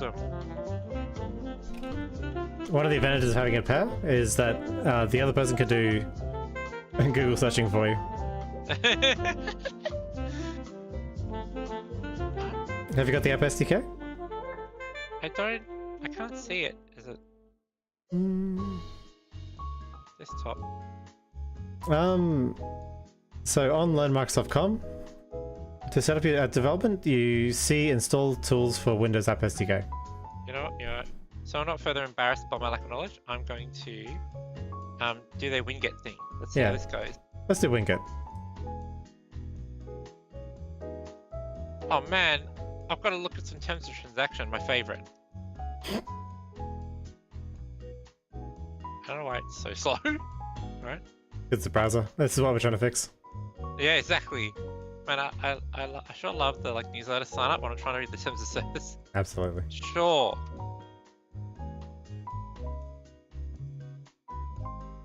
Okay, he reckons I already have it. Oh, really? Interesting. Alright. Restart the installer?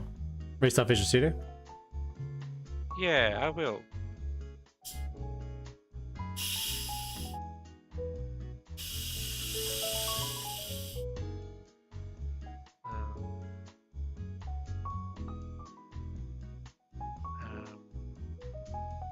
Maybe just with desktop and then... No, I remember installing WinUI 3 before. There's definitely like a WinUI category. Yeah, I thought hang on.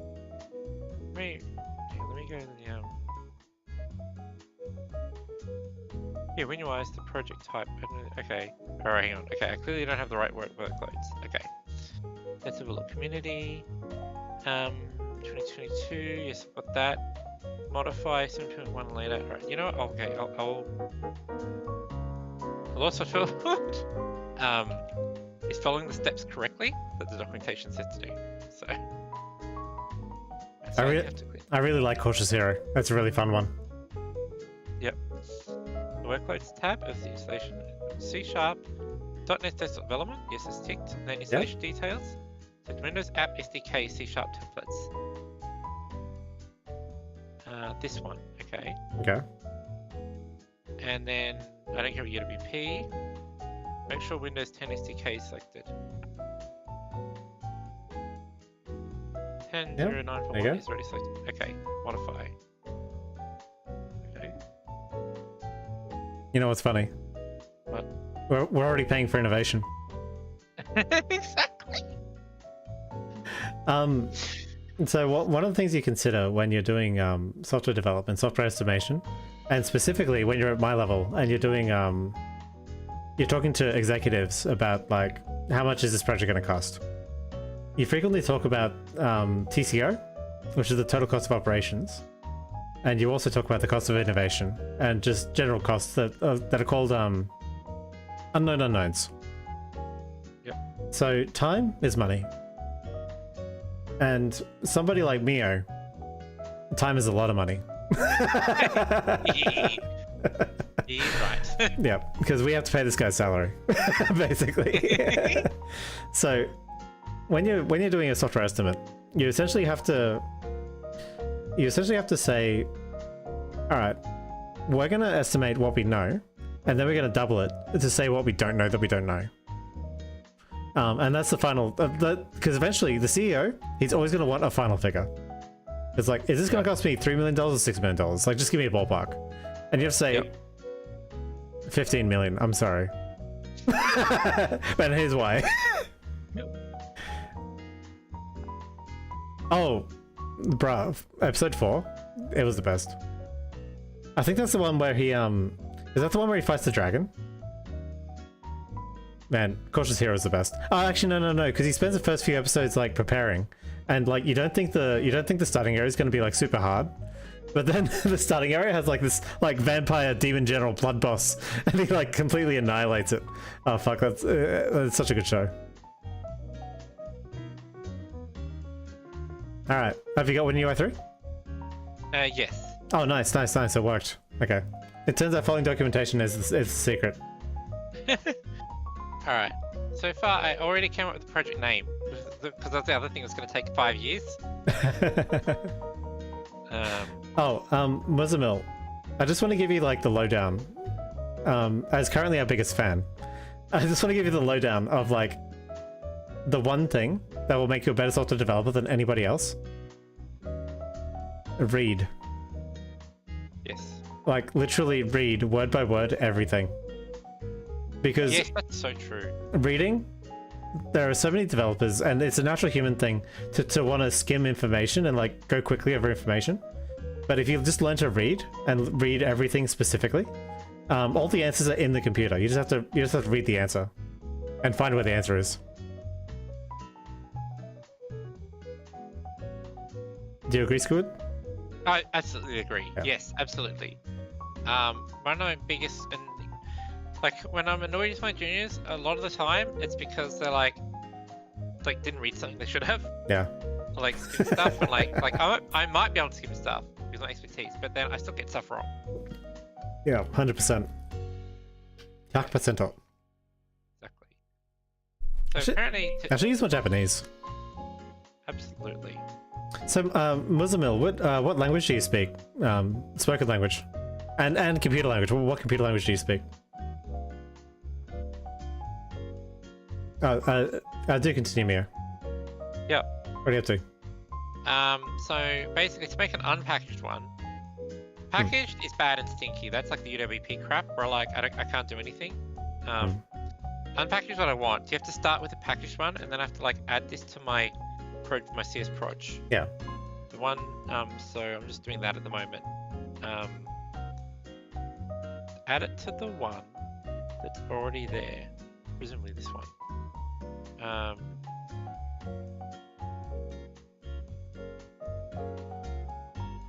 Okay. So the unpackaged launch profile. Ah, Urdu. I don't know any Urdu.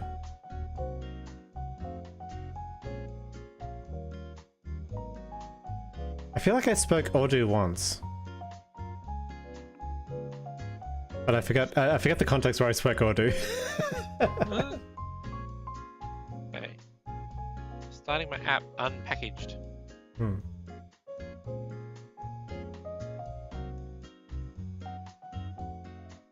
Oh. What? Okay. Oh, you gotta install your Windows runtime. Man, I'm having... You think in software development that you just have a computer and software should run on it? It's never the case, and it's never true. Man, I'm already missing WPF. It's fine. I'm trying something new. Actually, when you get good at software development, you start to be able to estimate the amount of time you'll spend screwing around with tools. Because this is a non-zero amount of time, and you have to estimate this as well. Exactly. But was I supposed to run this as like an admin or something? How do I go to my downloads? I feel like I was probably supposed to run this as administrator. Okay. Can I run my application now? Oh man, awesome. Alright. Oh, what did you do? You just ran it as admin? No, I had to download some like installer for the SDK and then run it. Okay. Cool, easy. I don't know if my users have to do this, we'll see. You can just package it. Apparently. Package it with your application. Have a portable runtime. Oh man, I can't wait. Absolutely. So I made this. There's like some crap about the Bootstrapper API I might have to worry about later. Yeah. But so far, I'm just going through this. So the template UI in place. So the entry point. App's entry point, Wayne. Auto generated, and it's hidden by arquery. So instancing a main or W main. The app class app.xaml.cs. These are okay. Initialize component, parses the content unlaunched. Main window class. Okay, cool. So, can you describe the elements of an application? Depending on interpret. Oh, also, could you please zoom in a bit? On like the code. Yeah, control scroll wheel up. Yeah. Okay, that's good. Also, you might have to move the chat because like, I really like the Solution Explorer on the right. Okay, I'll move the chat. Thank you. I really appreciate it a lot. Oops. I moved your entire screen. Hang on. That's the other thing. Once you're like, Uh-oh. just like one of the reasons you'll see like the crusty old like beta devs like still using Vim is because like they're really effective with Vim. Yeah. And they're more effective with Vim than there would be if like they changed to a tool that's theoretically more efficient, but they have to learn the new tool for years to get like perfect at it. Yeah, 100%. So okay, so cool thing is I've got my app class, which is basically my entry point. There's like could we go through the Solution Explorer first? Yeah. So okay, so at the top level, at the very top level, you have the solution, and the solution file is just a plain text file. It contains a list of projects, effectively, and a list of build steps. If you look actually at the top of Visual Studio here, you see, could you highlight the debug where it says debug, x86? Yep. Oh, this one, yep. Yeah. So in your solution file, there's a debug configuration and a release configuration. And just one over, the x86. Yep. There's one for ARM64, x64, and x86. And each project needs its own build configuration. And so when you build the solution, it'll build every project that it has listed inside of it. Now, project is the next level down from solution. And the project is where we start getting XML. So if you could double click if you could view code on the project. Oh yeah, this is the CS proj, yep. Oh yeah, so this is the CS proj. CS proj is basically, it used to be an entire listing of files and dependencies. Now it's just a listing of dependencies. And that's one of the big advantages of .NET 8. So you can see all of where depending on the Windows App SDK, that's where WinUI 3 is. And we're depending on nothing else. Yeah, we're doing Windows App SDK, the build tools. Yeah. Like my manifest, which I'm already. It's like a crusty old dev. I'm already like, what the fuck is this manifest? I already don't like it. Anyway, and basically, if we were to, could you right-click the project and go properties? Yeah, I think it's properties. Yeah, so this is the visual tool of the CS proj, and this shows you everything that's listed, like everything listed in XML has a visual representation here and like a drop down of like elements you can choose. Yep. Back to the code, please. Yep. Alright, and so your CS project is split into property groups. There's a property group of all the basic settings. There's an item group of all of your assets, so all of the pictures. Shudge!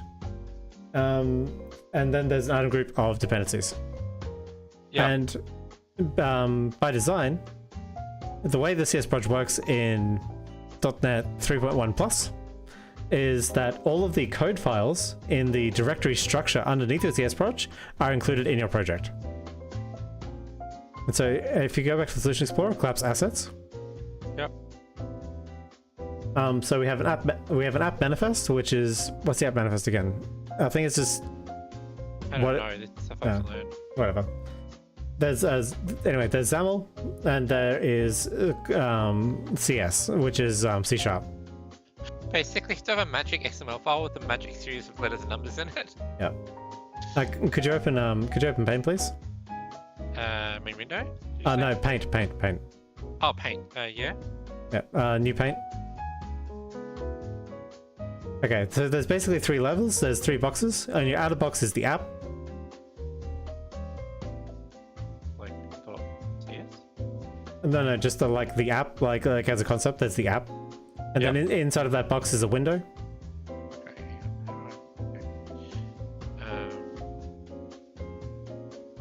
Yep. And then inside of that box is the frame.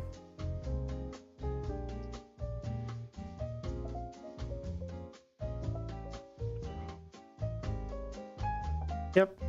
So the app is your entire application. This is where like your memory is stored. This is where your Unity dependency injector, the injector thing is. This is where, if you need to know where anything is, it's somewhere in the app. Your window is the thing on your screen, and the frame is the render target. So the window contains like the X and the minimize, and it controls its own life cycle, I believe. So if your thing's suspended or not, the window will know. And the frame is, as I said, it's render target. So all of your objects that you see on screen will be in your frame. Okay, and back to Solution Explorer, please. So here we can see, oops, if I move this again. So here we can see there's an app.xaml and a main window.xaml. So your app, if you go to app.xaml.cs, this is your program entry point where this is the first line of code that's run. It should be in public app. Yep. So that's your first line of code that's run. And then immediately on launched, what it does is it makes a window and then activates the window. And then over in window, I believe we make a frame with a button in it. No, we don't make a frame. I think the frame's implicit. So go into the window.xaml. The actual, yeah, the XAML. So the frame here, typically you would make a frame and you would do everything actually in frame.xaml.cs. But here we've just done a stack panel with a button in it because this is the scaffolded code. It's very bare bones. Yep. So that is a basic app tour of the template of WinUI 3. Cool. Hello. Back to you, sir. Cool. That's right. So I'm already going to change a couple of things. First, I don't care about old version.net. One of the cool things about making it for us is that I can decide what the requirements are, and one requirement is I don't really give a toss if you're not like the latest version of Windows 10. Alright, I will reload the solution because it's telling me I need to do that. I will close and review VS. Sometimes this just happens with VS. It's true, it does just happen.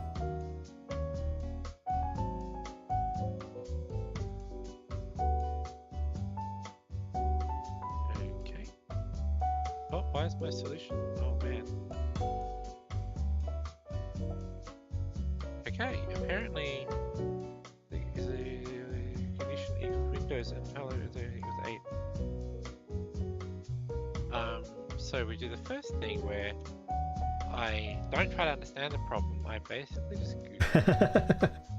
After I just told you the most important thing is to read. Oh, I'm gonna read the answer. Yeah, yeah. It's like this is the thing that'll 10x you, like learning where the answer is before you even know. Yeah, absolutely. I didn't think. I don't think this would be such a drama because I should be able to target on 7 if I want. Windows app SDK target.net 7.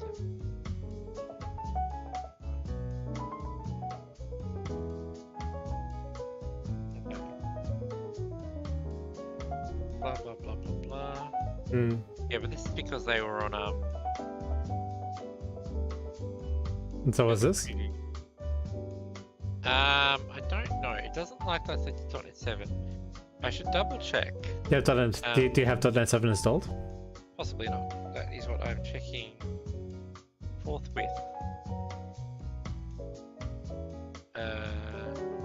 Now, what Mio has done is known as a classic gaming move. He had a working application, and then he immediately broke it. Yes. .NET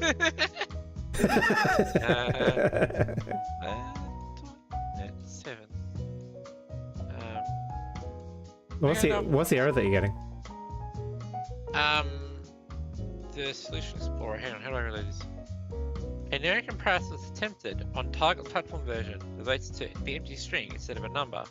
In condition, target platform identifies Windows, and target platform version larger than equal to 8. Nugget package Windows SDK 1.4 build transitive Microsoft.ui.xaml.markup.compiler.interrupt.targets.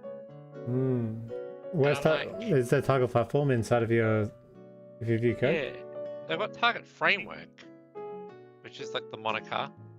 Okay, well.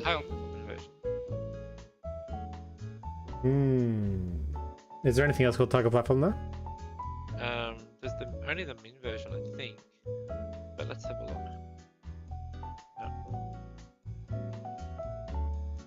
Hang on. You know, let's find out what target platform version is. Obviously, I can just go back and check. That's a target platform version. Thank you so much. Sometimes when you read stuff, you won't get a useful answer. True. That's okay.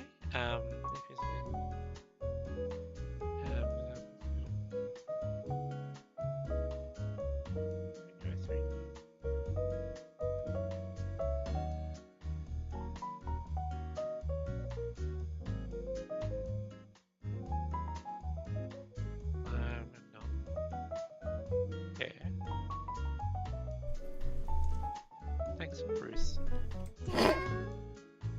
Your... this is literally your cheese has been moved. Yeah. And it's your fault. Oh man, Delight uses the modern UI. I can't wait. Where's the 3? Okay, so target frameworks in SDK style projects. You target a framework in an Apple library. You're specifying the set of APIs you'd like to make available to the Apple library. Latest version, support target frameworks. Blah blah blah. So the issue is target platform equals empty string. Yeah. But as far as I know, it's not the string. I will change the Yep. So the MS build target framework and target platform.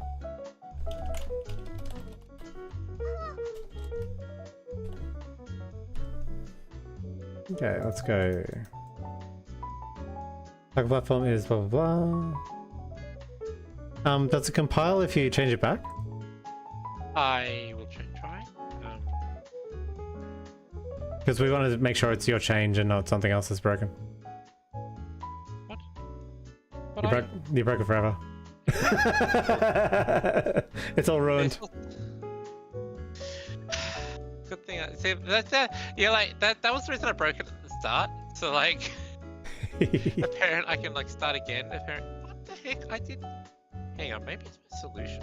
Might be because the target platform is used by MS build, which is the solution level.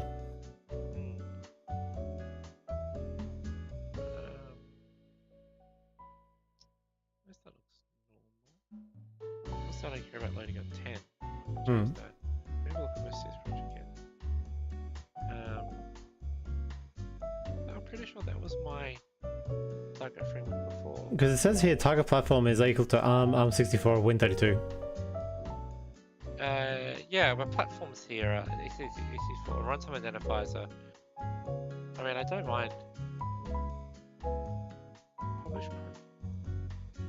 But I don't mind taking x86 out. We don't need more churn. I'll fade it anyway. Oh, I was already doing what you said. Perhaps the only way out is through. I don't know. Oh, maybe. Probably wrong. No, it really doesn't like me. Okay. Just delete the site again. It's not like you've done anything yet. No, yeah, you're right. I'm just, absolutely.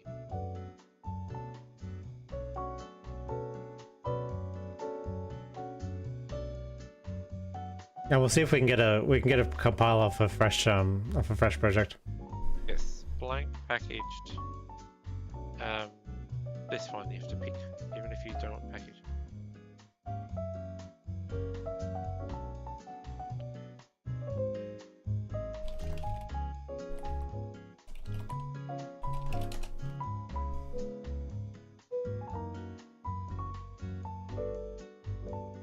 And then I have to do the same steps that they asked me to do. Have to manage solution. I said I have to update them first in the docs.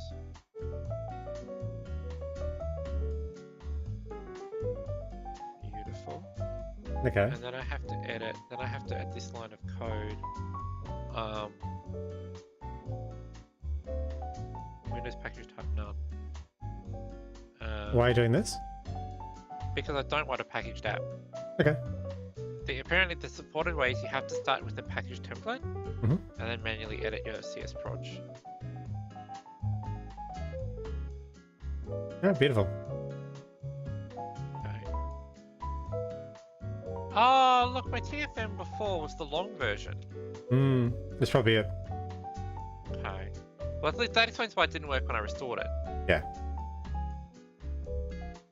What if I just do this then? Yeah, give it a go. And then unpackaged. And then...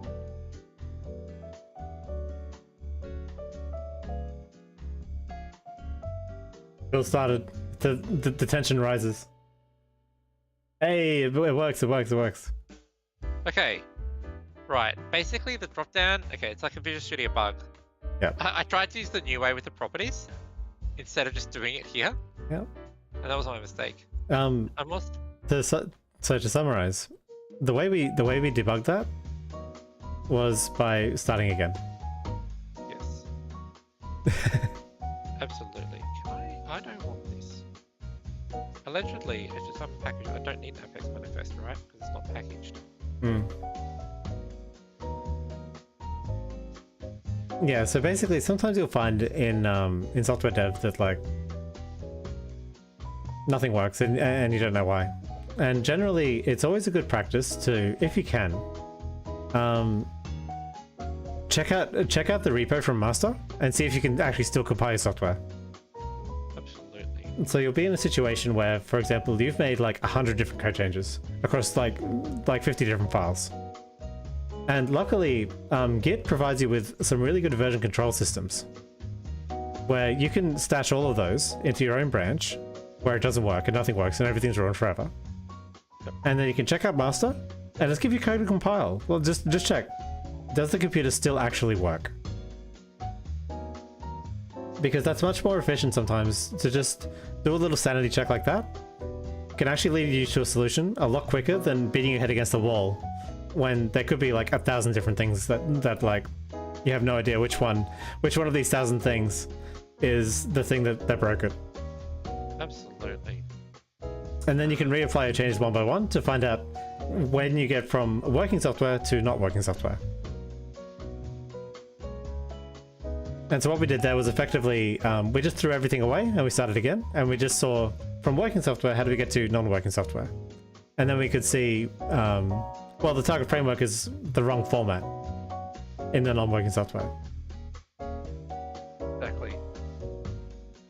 And then we could just format it correctly.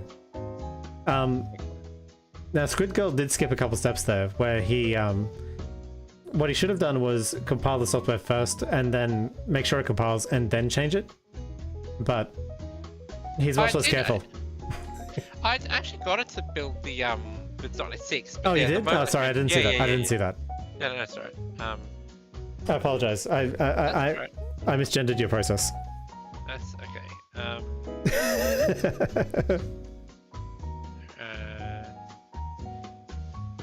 But now that I've got, okay. No, absolutely. You at example.com. Yeah. And the first thing you should do is obviously setting up your version control system, which I probably prompted 𝐒𝐤𝐤 to do that with what I was just talking about. Yep.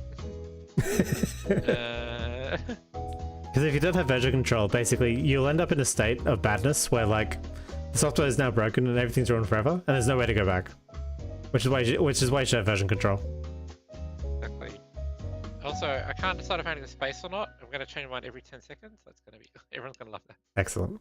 Alright, so now, yeah, I've got my... So I've got like... got some code. I've got my app, 𝐒𝐿CS.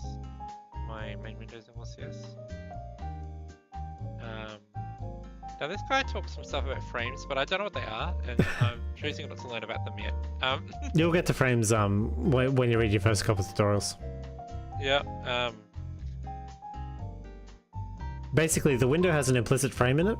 But if you want to do like navigation in your application, then you'll need additional frames. Oh, that's awesome! I don't think I may not need navigation. Oh, but you know what? I'll retrofit it when I. Yeah, sure. I'm pretty sure that's what I did. Yeah. I want to multi-line input boxes. Okay, so what are you doing now? I'm starting to build the UI. Okay. What's your process? Well, I'm copying this UI basically. No, what's your process for learning how to use WinUI 3? Oh, basically, I'm assuming that it's basically this. It's very similar to like the other UI frameworks I'm familiar with. Yeah. In Windows, and so I skipped to like, all right, what's the control to add a text box? So I did Google it. To be fair, WinUI like text box, whatever. And I ended up on this documentation for like, how do I do it? Okay. And then I'm going to add a control. Now, in Windows programming, you need a container. So this is XML. well, XAML specifically. And everything in XAML can only have one child. It's the rule of XAML. The one exception to this is the container type, and containers are stack panels and grids. And so you can see here, a stack panel can have two things in it, and we're going to have a text box and a button. Yep. How do I make it big as possible? Or is it just automatically as big as possible? Yeah, that's what star does. It fills it up. You can open up the properties window if you want to see the properties. Oh, but it says like invalid value. Hmm? Yeah, well, you can open up the properties window and you'll see. Alright, oh, well, the valid ones are. Oh, alright, Yeah. I'll just do I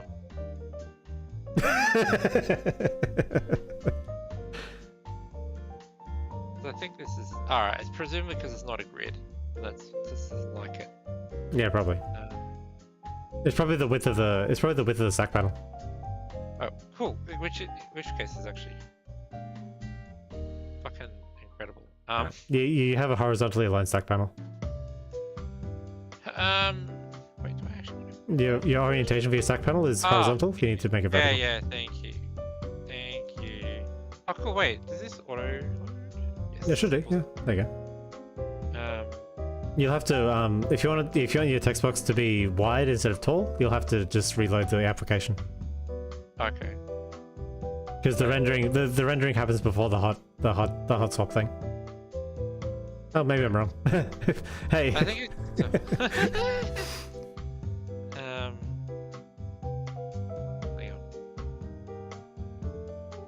hang on. You should be able to make a border. You make a border one pix red. Yeah. You can see the outline of your stack panel. Sure.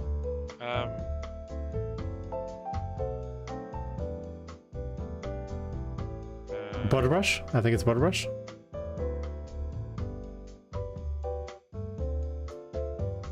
Red. Oh. Whatever. Whatever your favorite color is. Oh. Border width? Yeah. 1. As you can see, software development, especially programming, can be a humbling experience. Oh, there's your stack panel. Yep. Alright. So we just want to make it wide, right? Yeah, I just wanted to stretch to fill the parent. Oh, it's thingy. Yeah, it's that center. It's screwing you. There we go. Cool. Awesome. Yeah, at the moment... Oh no, that one will wrap the content. Yeah, because it's in one direction or the other. Yep. Cool. Beautiful. And then...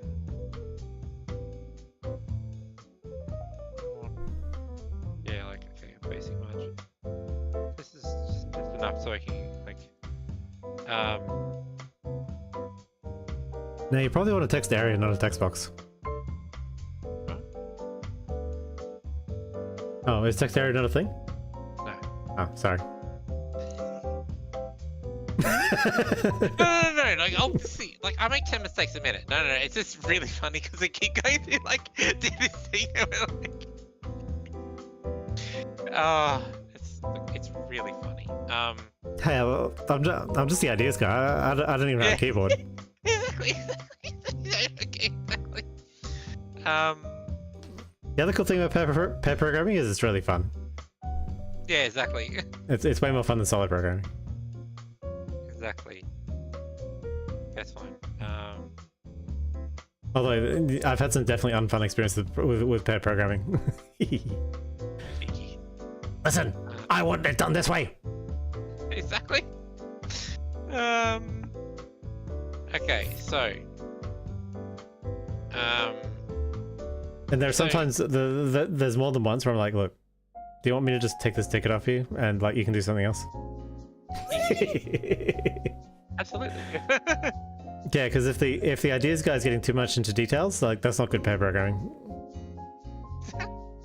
No, because the idea guy has to be free to like Google stuff and like follow different solution paths. Exactly.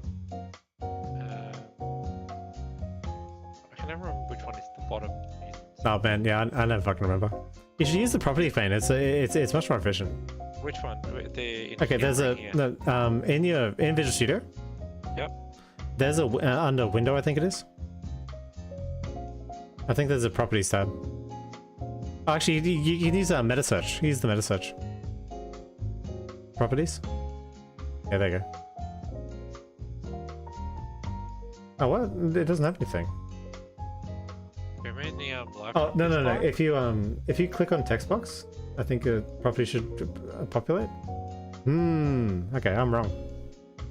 Apologies. Do you mean this one?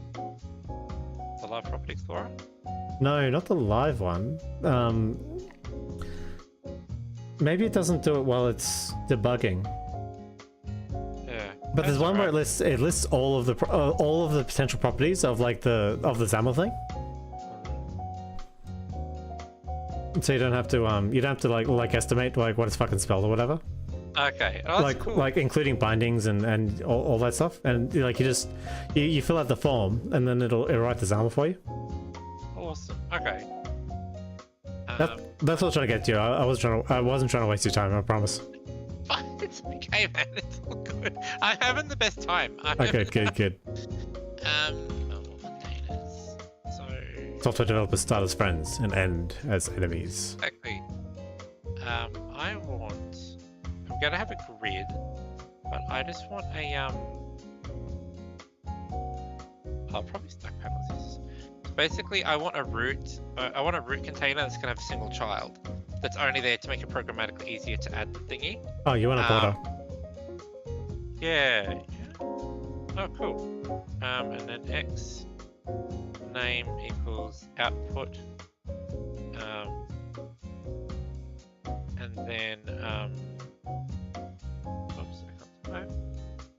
Equals and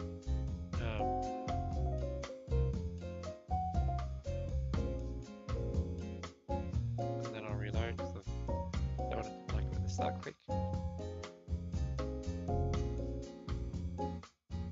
Cool. So do you want the border to be like fixed in size? No. I just adding an empty container because basically when I click visualize, I'm gonna do the magic with the JSON, and then I think my approach, obviously the infinite scrolling stuff happens later.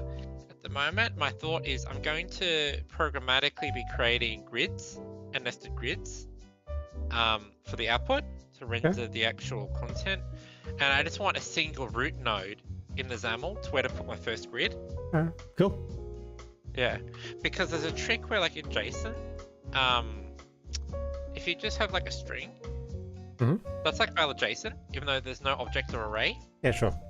In that case, you don't want a grid necessarily because it only has one column. That's why I didn't make a grid be the root of the output. Yeah, sure. Is the idea. Sounds good. Now, I am eventually going to make this properly done with like a 𝐒𝐸_𝐢𝐚𝐥 and everything. And like. Oh man, who cares? Let's it's MVP. Let's just do it. Yep. Threads are gross. Yeah, exactly. 7. Here's a library. I want to deserialize. No. Okay. Are you gonna load your JSON in from a file? So the main input is actually this text box here. Okay.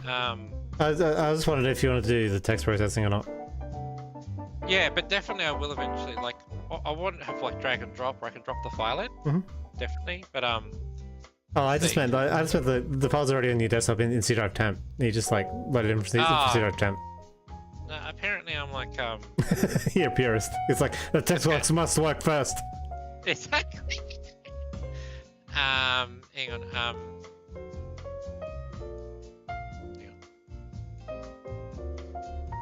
Oh yeah.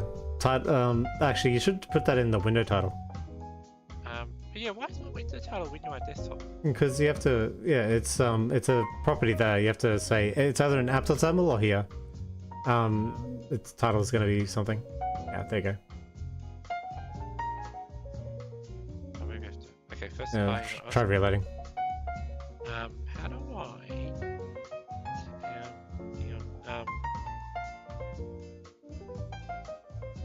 wondering because I'm using WinUI or whatever. Hmm. Does it have like a template, built-in templates for the make it like a heading 1 or whatever? Oh no. No, absolutely not. What the fuck is the point? Garbage. No, like you're probably right. I just want to. Well, that's fine. You can double check. Right now, Mio is demonstrating a very important skill of senior and junior software developers. Always double check the boss because he doesn't know shit. I literally said 4, you say. What the fuck is that?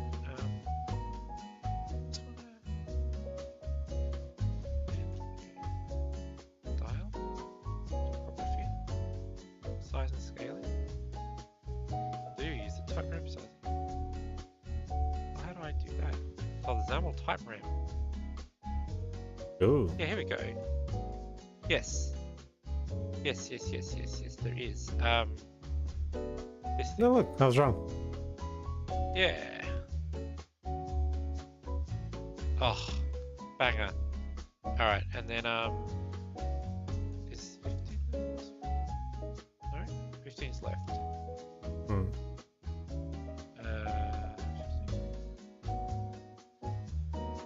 15. Beautiful. Is it exactly how you want it? It's pretty close. Nice. I'm gonna be honest, man. This has been to me like I haven't commented on like the fact that it's got the cool new Windows 11 styling, Yeah. but like it's Ooh, like it's this, great. Is this Windows 11 on my car? But like I'm at the point where I'm like, that's like really neat, but like I can barely see the outline of the text field like at all. It's so light. Anyway, but I'm not gonna go too crazy. That's not the focus. I'm going to do. Well, when you click the button, you want to take the text.text and you want to put it through system.net to JSON. Yes, but I wanted to do the one where I don't want to have to. This is the one. Yes. Wait, how the DOM one. At least to start with. Create a minimal DOM, read only DOM. Yeah, this one. Use JSON document. Random. Wait, I don't need random access. Maybe. JSON document.parse. Hang on, let me go reread this. So why are you doing why do you have a DOM? Because the whole point is obviously I don't know the structure of the JSON in advance. So it's arbitrarily nested. So unlike most of the time we would write the classes, right? I'm not going to have any like predefined classes for the JSON structure will be and the properties. So I am presuming that what I'm going to need to do is use the JSON document, I think. The tokenizer. Yeah. Root element property. Because you should be able to like grab it out. And if you have a JArray, you do something. If you have a JObject, you do something else. Exactly. So JSON node looks easier. Why is it different? Like, and like more like JSON node, JSON object array valued elements, right? But they're like that one's like immutable. Where this one, I would think the read-only one is more efficient, but I don't know. The array and common.NET tabs root element use JSON document. Oh, okay. JSON event are fast access to its data. Okay, so use JSON document. Alright, I don't need using it. Is it because it's expensive? Oh, it's disposable. Using statements is access. Oh, cool. Okay, probably for efficiency. Yeah. Okay. Cool. Alright. Input.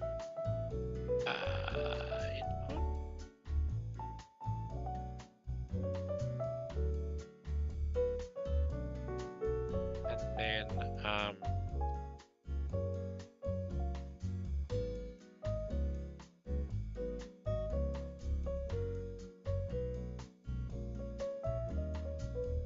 I have no idea how I'm going to do this, but I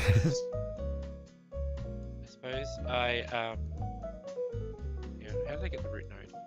The example they had. The root element, okay.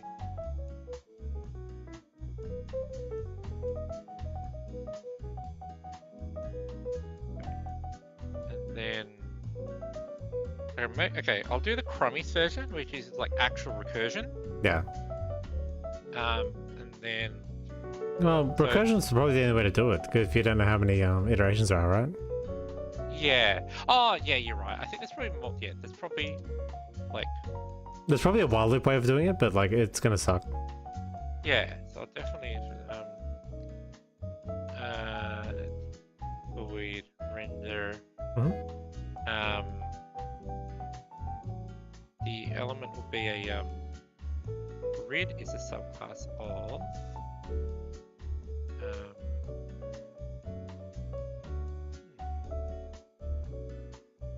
framework element.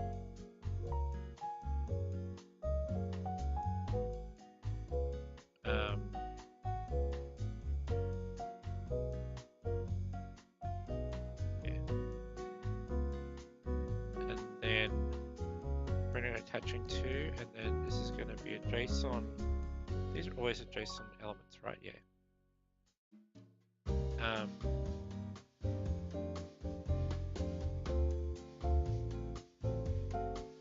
So the idea is render is then going to be output.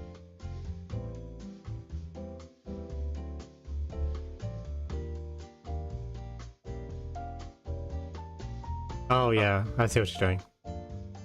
Yeah. And then Yeah, so you're gonna take recursively more root elements. yeah, it is now what can this be? Another example. This can be a using blah blah blah blah blah built-in enumerators. Always format searching. Okay, equals story bro. How do I enumerate? Hang on, what subclass can this be? Oh, left 12 it.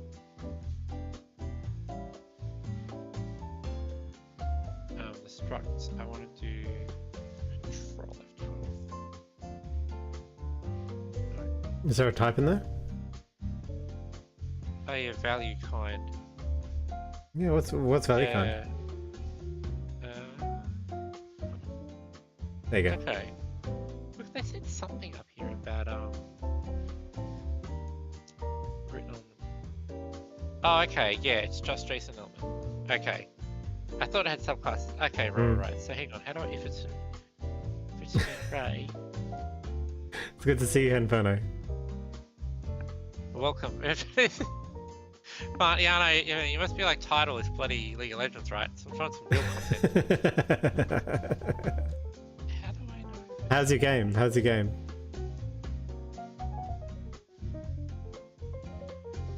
What we're doing is we're recreating JSON visualizer in .NET with the goal of memory efficiency. So we want to render 2 megabytes worth of JSON in less than 2 gigabytes worth of memory. This thing. Hang on, let me stop the program. I want all the lightning bolts. Oh my. No. Man, you know what I want? Like, it's like, I want the lightning bolt to like generate everything, and the lightning bolt actually is like, did you want out of space? I'm like, had both. This is what I wanted. Beautiful. Okay. So, I'm gonna handle the. Yep. So that's an exhaustive switch. That's an exhaustive switch case. Yes. Should we just handle like number first? Yeah, for sure. I'm just seeing how what I don't understand is okay, so it's a JSON property. Okay, this property's name is value is what I'm thinking about. So okay, so like for the actual values, because I'm expecting this to be usually it'll be the how to say this? It's nearly always going to be an element that's an array enumerator or an object enumerator. Like, I'm going to call this for each. Basically, in my head, I'm calling this for each array an object, not for each value. Yeah, for each J object, right? Yeah. So this would be like enumerate Yep. and for each pair attached to the grid. Okay, but for the simple one, let's So- try this. Yeah. Var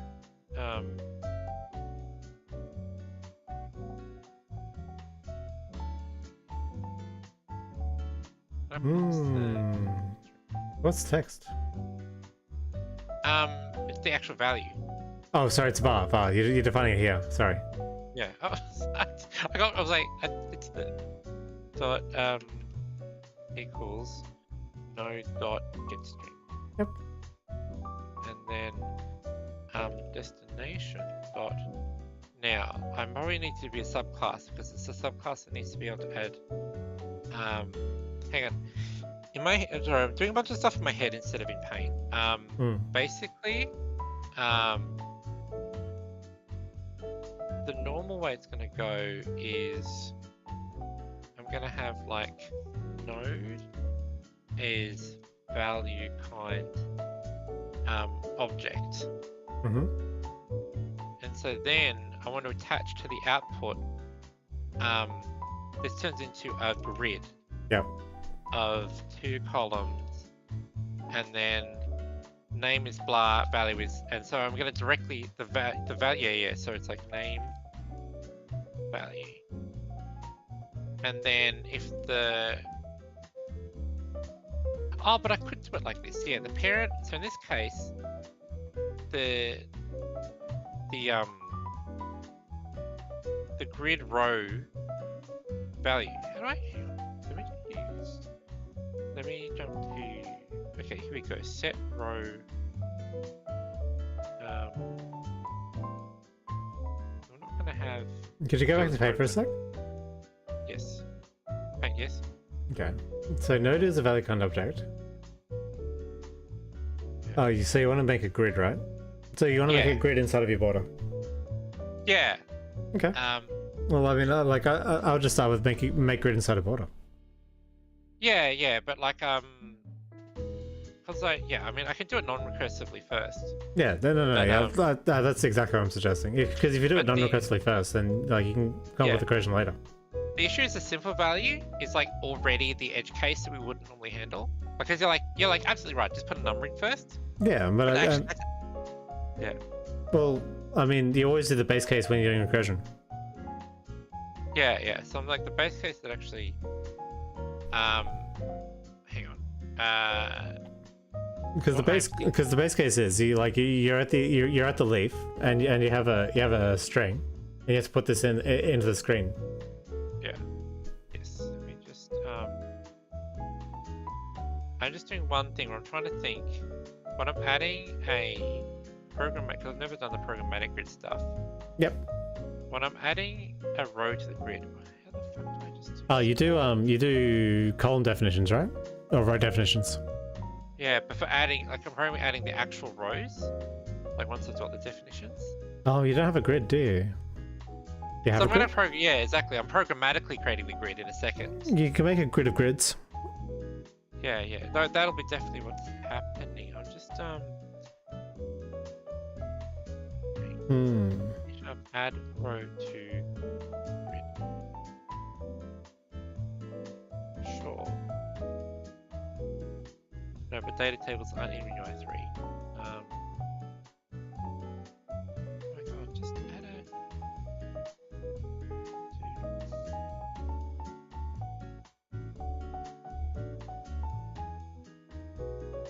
Yep, so that's how you do the definitionally.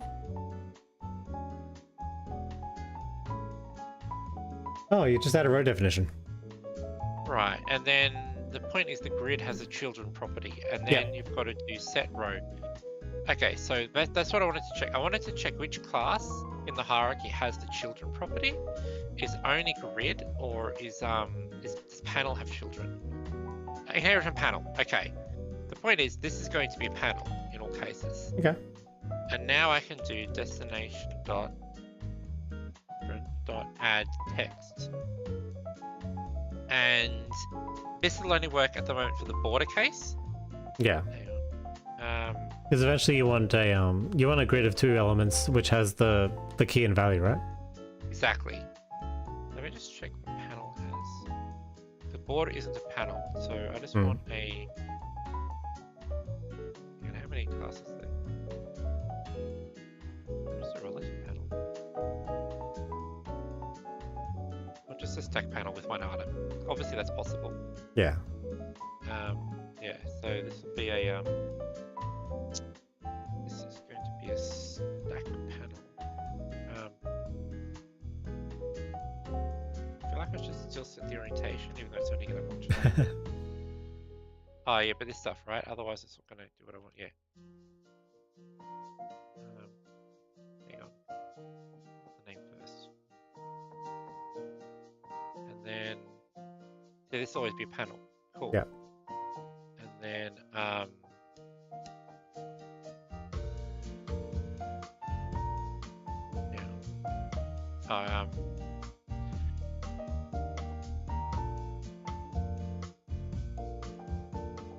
God, I can't type. It's fine. Sorry. Okay, yeah, I know I could have renamed the variable, but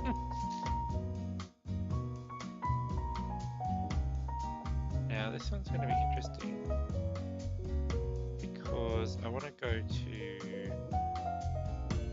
because number in JavaScript. JavaScript doesn't have separate integer and floating point types. You just have a number. You're just displaying it, so just to string it, right? I mean, possibly. I just don't know if that'll work for I would just test it. Yeah. Okay. Because you can do no.getNumber and then like to string whatever you get out of it. Maybe we'll simplify it as well. Okay. Beautiful. All right.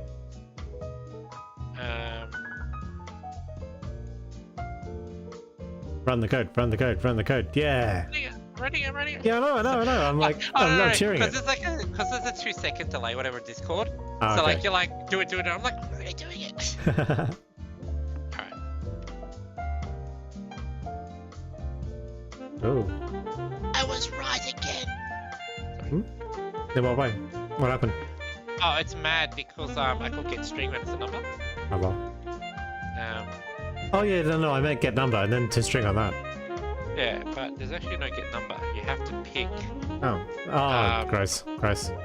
Yeah, because there's no separate number type, so you have to Well, how are you meant to inspect it? Like to know which one to get? That's a great question. That's what I was going to find out. Like, let's do it. I am Joshua.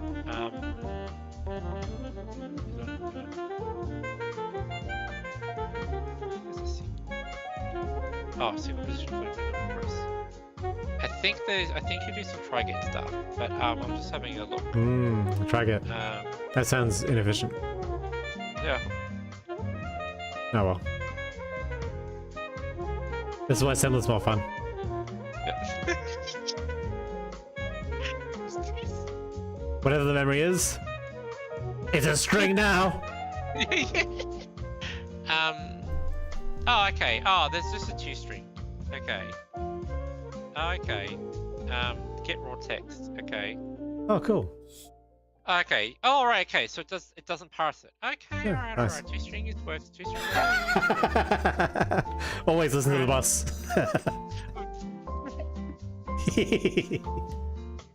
No, it's fine. Look, all I'm saying is you have to earn your cat ears, man. Oh, look, 1. Cool, yep, that'll crash. Yep. Oh, hang on, it's gonna crash the application.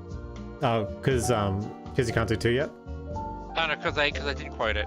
Oh, I was just showing it. Okay, cool, it shows the string. nice. Alright, so, beautiful. So now... So what about a JSON object with only a string in it? Oh, yeah. Yep, that's exactly what we're doing next. Yeah. So, node dot generate object. So what does it return?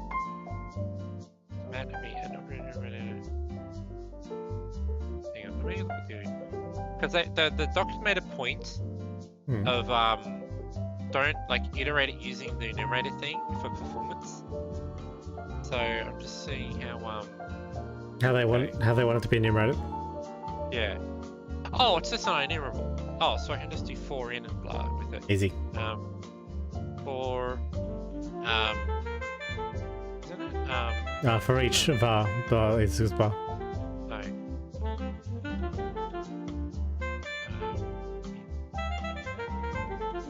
Yeah, should work. Property. Oh, because it's not deconstructed. So what's the, I'd probably pull the node enumerate object out into its own variable, and then like do the for each over the local variable. I think it's a. I don't think you have to do that for efficiency, right? I think it'll once. Yeah. I'm pretty sure. I'm just saying what I would do. Yeah, but we're like that's the reason, right, for efficiency. So if we know that I assume, right?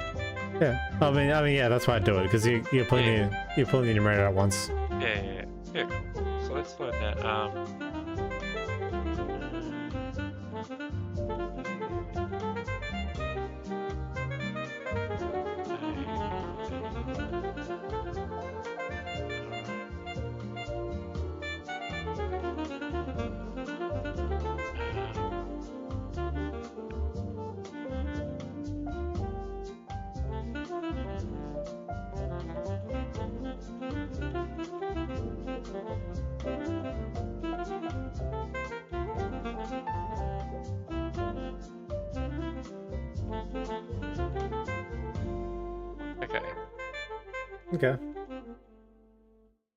Okay, apparently it only calls it once. Alright, cool. Cool, but which is cool, because now we know. And then, so then this turns into, we're going to, okay, so var, object, grid equals new grid. And then grid dot, object dot column definitions dot add new variable.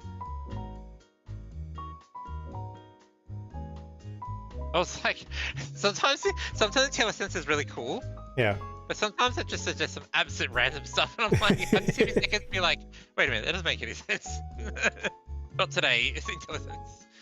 How I want to. I don't want to have to thinking. I am. Where does it create the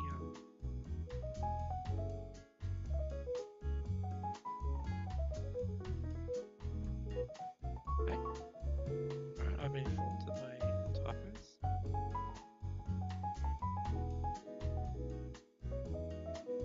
Okay, but they didn't create one. One or more definitions of value redirected, and one or more okay. Ooh, you too can make a Windows logo. Ooh.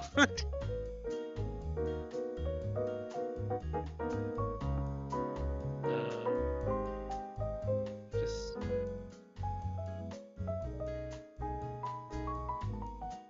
right, so I do width, but width is gonna be like star or whatever.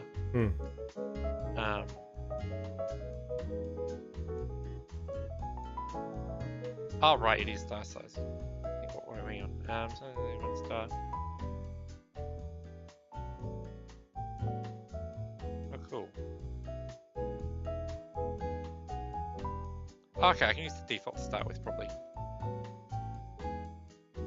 So, 2 columns. And they try to tell me that I create a row definition for every single row. Yes. Which sounds crazy, but okay. No, that's exactly how it works. Alrighty. Object grid dot row definitions dot okay. And then dot children dot add hang on, so now I need to make the bar name.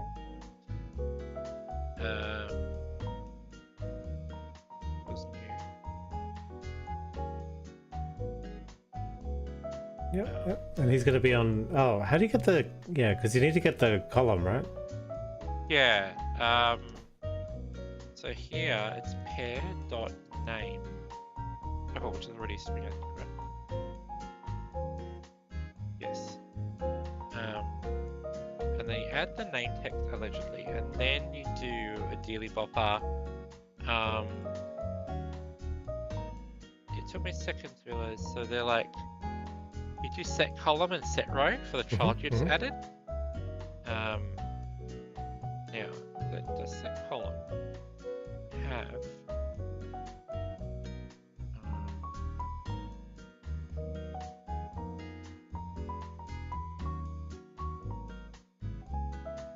oh, there's no attached property.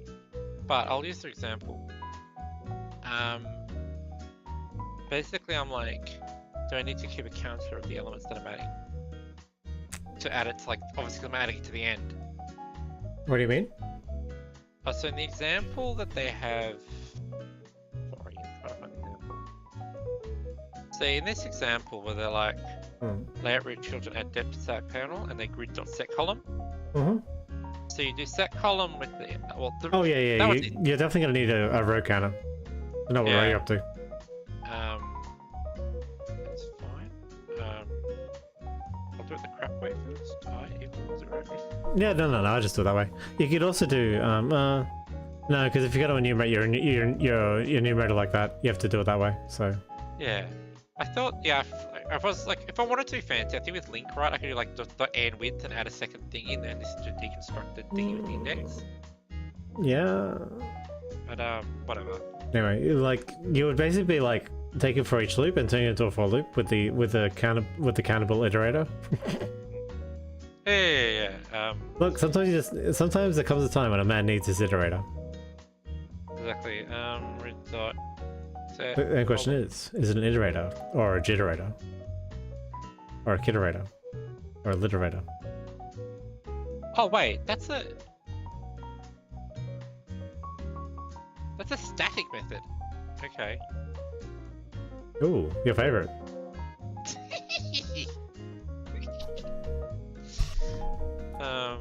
Okay. Object. So this is. Oh wait, so they're just saying, can I just do column? No, because like it's an attached property. Yeah, it's attached to the grid, right? So. Yeah, I'll just do it this way for now. 0, right? There's 0 index usually, right? And then yeah, they should. Yes. Columns and rows are 0 index.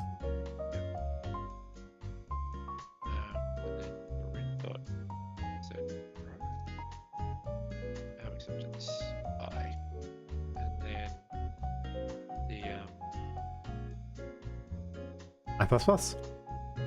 Oh wait, this is the cool.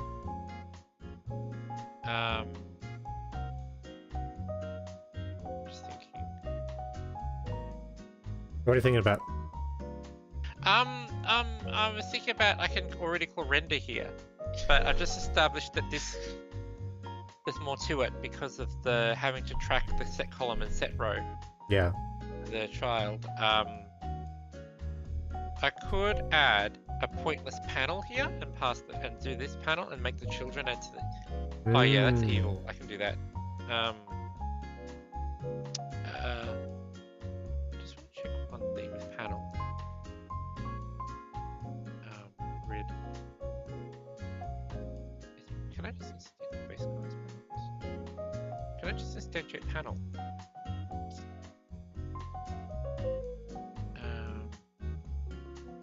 Still checking. No,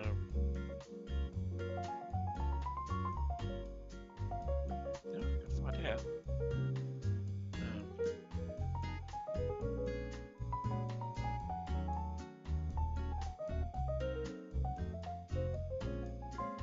Okay, the answer is no, you cannot.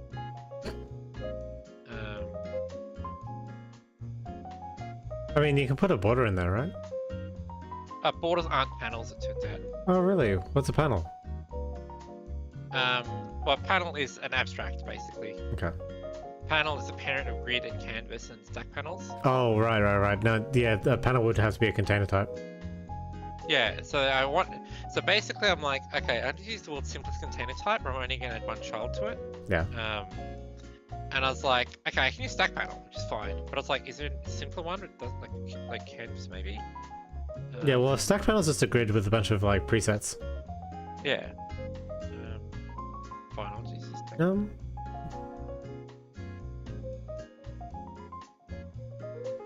The presets sometimes fuck you up though, so like generally I think the no frills one's the grid. But the grid seems more complicated, you know? Like I know what you mean, right? Yeah.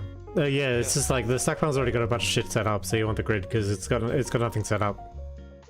By default, it doesn't do anything. Yeah. And a canvas is like a drawable surface, which you don't want that. Oh yeah, because I wanted to wrap the Oh, okay. Oh, that's how you do it on the object itself. Okay. Just having a look.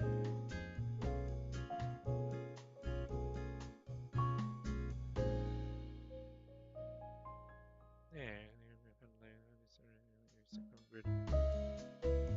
Alright, I'll start with the stack panel. Yeah. And let's see what happens. Let's see what happens. Value, sure.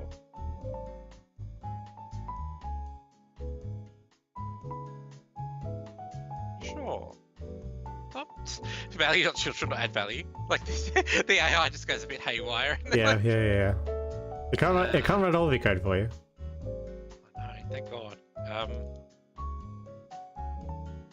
And then grid dot set row value I, and then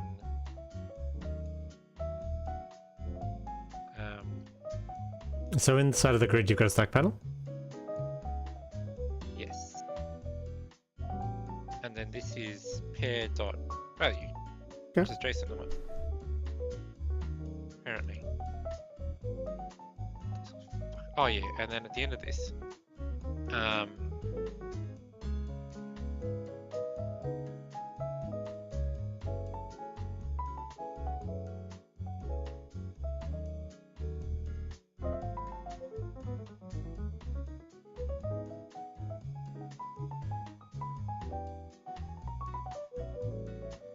how do I make it, hang on.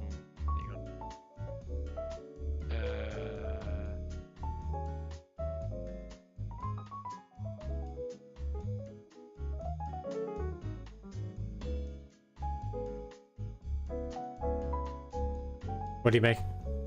Multi-line text box. Alright. Multi-line.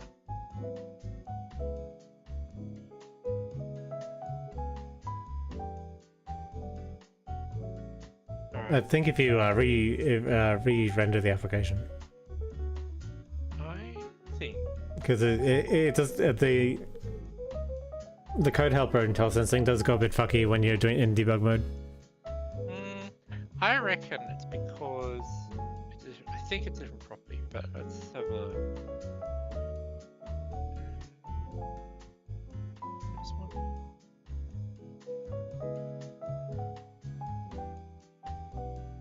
Okay.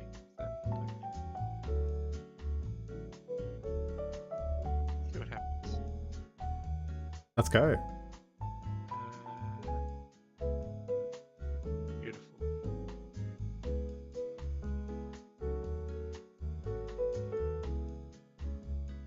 Are you sure it's not multi-line now? Oh, because when I pasted a multi-line thing, Oh, okay. it like only Yeah, the carriage returns didn't do anything.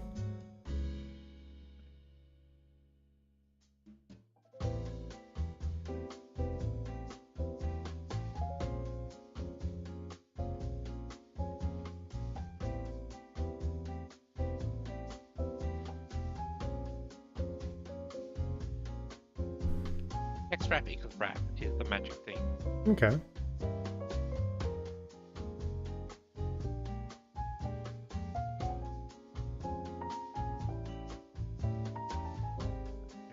Okay. Okay, now I agree with you. That is being fucky.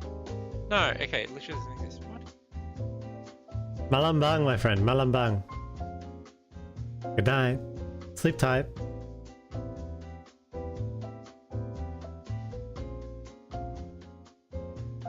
I feel like they like don't let the system control grow tight. The last article on MSDN was like literally how to do that. It's like lol. It sounds like we need an Indian tutorial. There we go. The documentation is wrong. How's it? Yeah, it's text wrapping. Up there it says text wrap for the same control. Yeah. Documentation is often not what you want. Man, this is where I'm like, Microsoft. 2000, wait, they probably will exist in 20,000 years? Yeah. Only $72 billion. Easy. Hard to be the king. And then what was the other property? If I wanted to multi-line, multi-line input, sets return equals true. And then continue to grow vertical unless it's constrained by its height or max height. Okay, cool. Sets return equals true.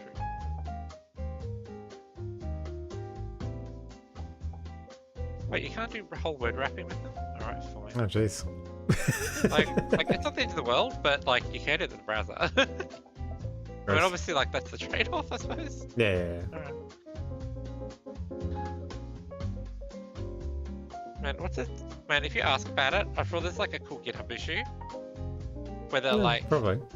where they're like closed as like locked collaborators. Yeah. With 1,000+1 for estimates. How'd it go? The title is example glossary. Oh, so it's going so what you wanted was, oh, remember this is like a couple of nestings deep, right? Yeah. So I made my grid. I had two definitions. I had the row definitions. Oh, hang on, I have to add two row definitions for a start. Yeah.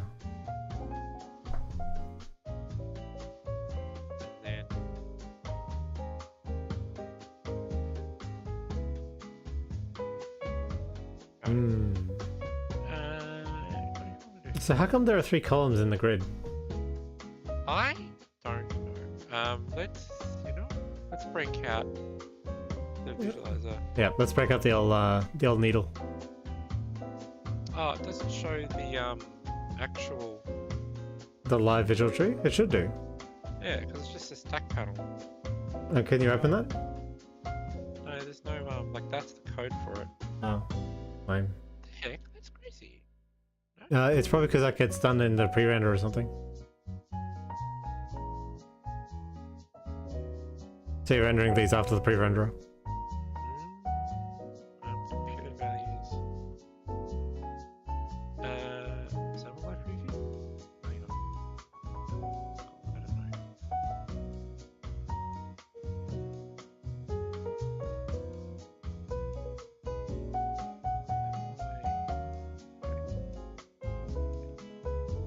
I just want to be able to see the yeah, so now I can do it. Okay. So how'd you do that? Hang on, God. XAML live preview. Where's that? It was over here in the sidebar. I dragged it out. Okay. Like just like by default. But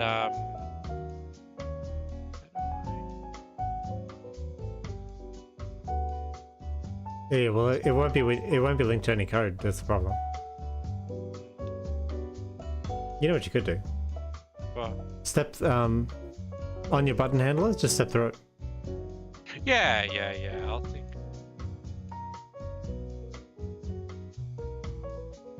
Sorry. Of course, by default, all the build XAML's hidden. Yeah. To like make it look nicer. And I'm like, lol. Of course, there's. All right, hang on. Let me close. I've got too many things. Yes. I should. I was just seeing how far I could stretch the. What if I do this? Just seeing what this stuff has. Ooh, accessibility. Yeah. So if I click. And then. Yeah. All right. Fine. Alright, it is gonna do it. I'm so sorry. I'm so sorry that my simple ways tend to be what you end up doing. Get a load of sky cam. Oh no, yeah. It's true though. I am sorry that I thought the built-in tooling would actually work. That never works. Why do we? It's the Look. like what would? If it makes you feel better, I'll personally tweet at RunFaster2000 off this and tell him. Good. Oh yeah, actually, I'll send him this stream clip of live preview not working, so he Beautiful. Beautiful. Children. That's 2 children, and then set column 0, set column 1, set row 1, and then that's the panel. So there you go. Is this, and yeah, that's a panel as well. So it's added to the panel. Okay. Hang on. Can I see? Does it, oh no, because it's got to do the full render before it sees it the first time. Yeah. So destination is.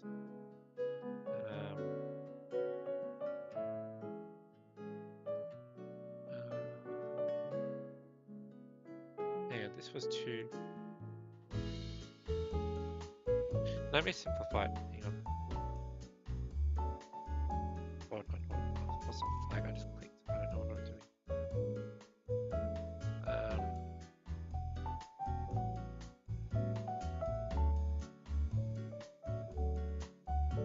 Are you missing a column, aren't you? No. Oh, sorry, I couldn't see properly. That's alright. It's No, that Okay. works. the key value. Oh, you know what I should do? The styling. Yeah, so it's just the nested object is also not working. Like the actual object works fine. Yeah.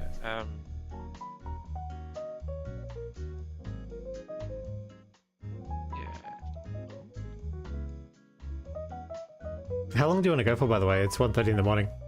Okay. Oh, we can. Oh no, Yeah, I'm actually asking, like, because you can go for another half hour if you want. yeah. That'd Alright, be cool. let's go.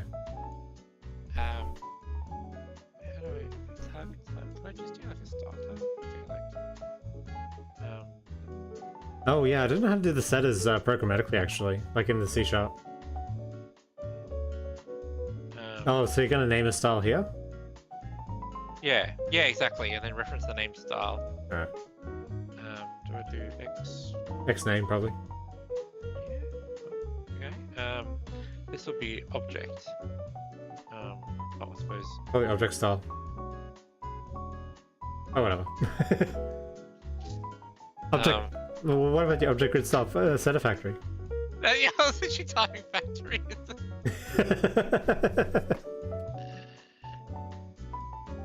How do I? Lot of resources. Okay, can I do a window dot? What if I don't have a page yet? Because I'm being mad about pages. Oh man, I hope you don't need to make a frame for this.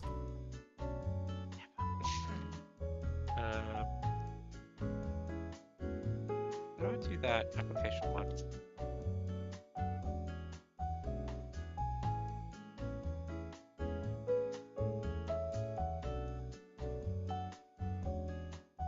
Okay. How do I make one? Oh, okay. So literally symbols. And then I can just put one straight away in style? Oh, key, okay. So like and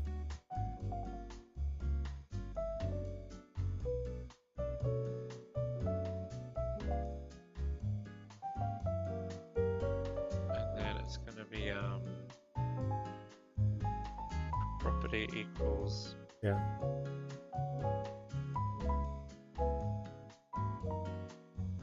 okay, brush.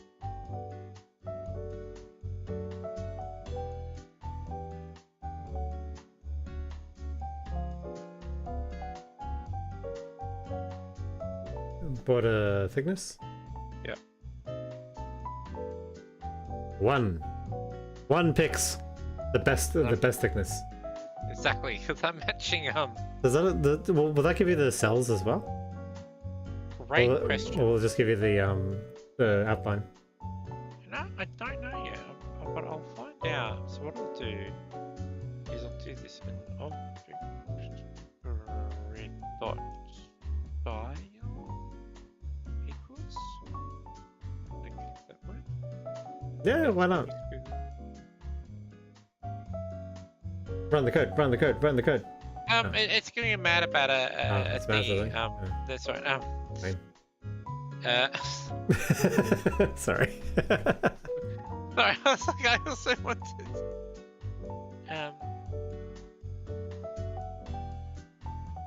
Okay, what if I put my.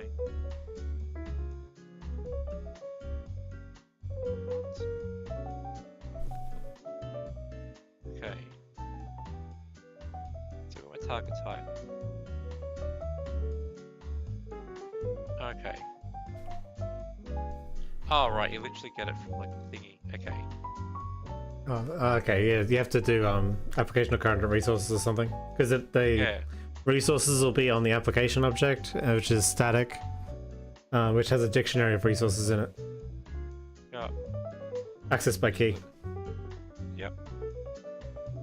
Oh, but software. Yes. Absolutely. Right now. Oh, sorry. This is actually closing parentheses by mistake. Okay. Oh, that's why I went to a new line. Okay. Good. Okay, cool. Now.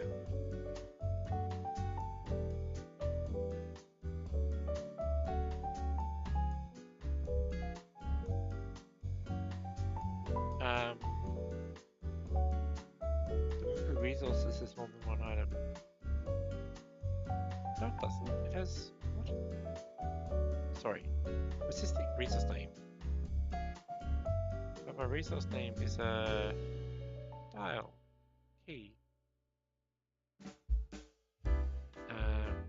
Hang on. No, not like that, computer. Resource dictionary with 0 more resources. Hmm. Yeah, let me have a look at the. Oh, not like this.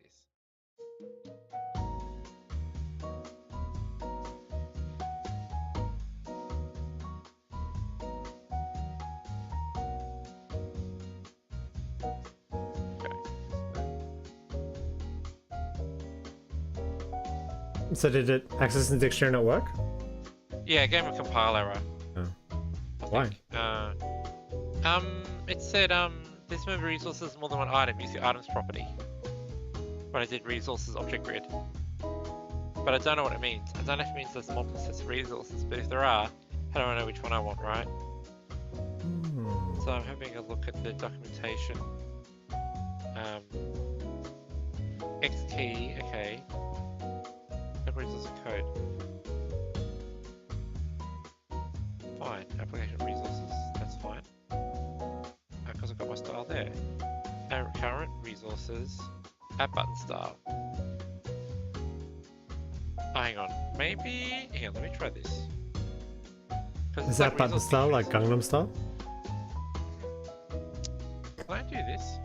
Oh, okay. That's why it says other app resources here. Now I understand. Oh, because you got a merge dictionary, right? Yeah, because I just like was. Okay. Figured it out? Nice. Okay, and then we do. Simple case? Oh yeah. Take the breakpoint away. Yeah.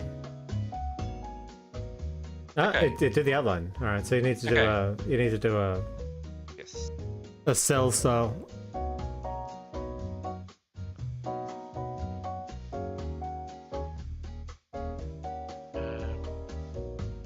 Mastering the grid.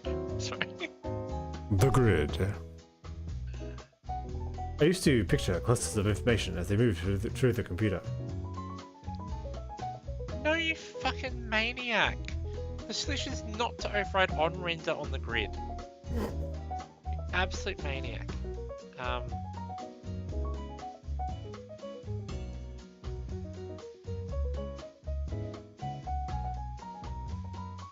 Wait, sorry. So what grid? If you know that the width, if you know that the object inside is filled, you can just do a border on the object inside. Yeah, but I'm like, surely this way you're meant to do it. Like, the idea of a grid having borders is not like a new idea, right? I'm like crazy that. Okay, what if we go? Wait, is that actually how you do it? You add a border for each fucking Yep. assigned property. That's insane. There's a lot Alright. of there's a lot of borders in C#. Typically, what you would do is you would extract all of this out into a control, so you don't see the borders. Right. Oh, that's how you do it. Set value on the thingy. Okay. Hmm. On each of the. Oh yeah, that's cool. All right, that's crazy, but I'll do it then. Well, my style's fucking useless then. That's fine. But now you know how to make a style, and that's half half the battle. Yes. I'm happy. Okay, so for each one, then I'm adding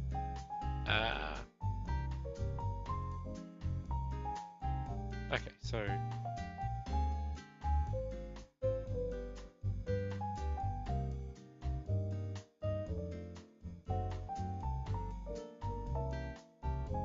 you know what? It's time to do something cool. No. This is probably pointless, but Oh, you're making a class. I'm adding an extension method. Yeah. Public. Is that static? No. No. Void this grid. No. Wait, am I stupid? That's not how it works. Yeah. Henfano says, "Can you code the day to have more hours?" I wish. Exactly. I feel like I'd get so much more done, but I'd be tired all the time. So maybe it's a blessing and a curse.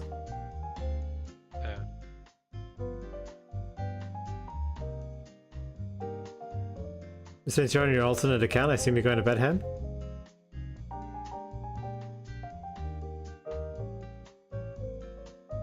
Baroda. Ooh, new border.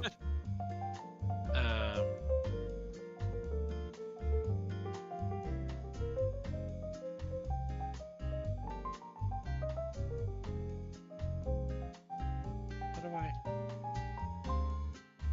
Oh, brush. Did they try to do a new brush? Oh, do I?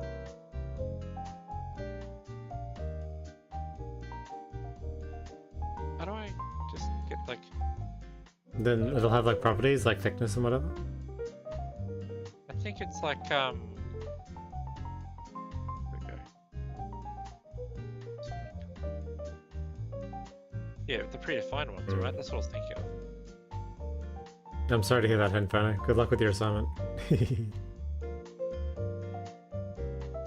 Oh, okay. So it's like, and then it's colors, but no.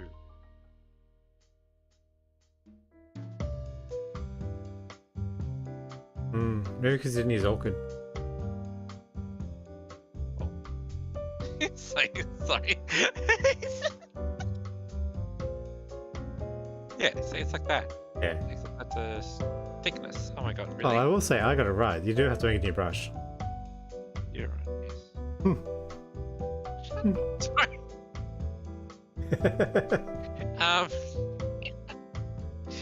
Right, grid.children.add border. Grid. Oh no, that was why I was doing update, because I can do border.set value. Well, I hope you can enjoy our programming ASMR, Henfano. It was here somewhere. What is it? Grid.column property. Grid.column property. Column index. There we go. Border dot set value. Grid dot row index. There's the magic. Alright, you try to have a good night, Hen. Stay safe. So, Oh, public static class. Oh, right. Did I do it? Yeah, okay, cool.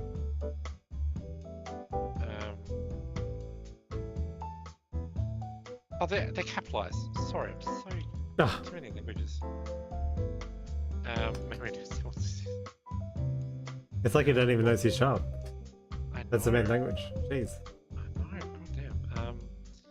Head border, and then it's going to be 0i, and then 1i. Cool. Can't wait till this somehow has double borders now. Beautiful. Double borders. Double borders. Absolutely. Alright. Padding on the border. I can do the padding on the border, actually. This is crazy. This is serious. Anyway, it's fine. Border dots.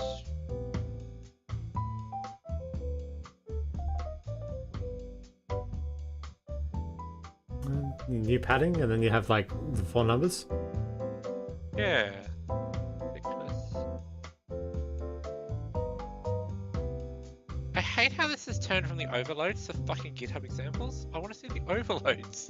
Oh, there. Okay. Fine. Okay. Right.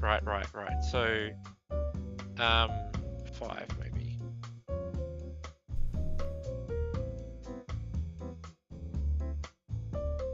Oh, then I take it off of the grid style. That didn't look too bad. There's meant to be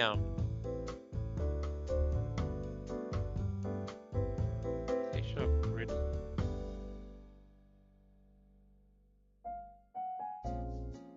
Man, what the fuck is grid view? See, whatever it is, it seems pretty cool. I think grid view is WPF, isn't it? Yeah, some old stuff. Excel.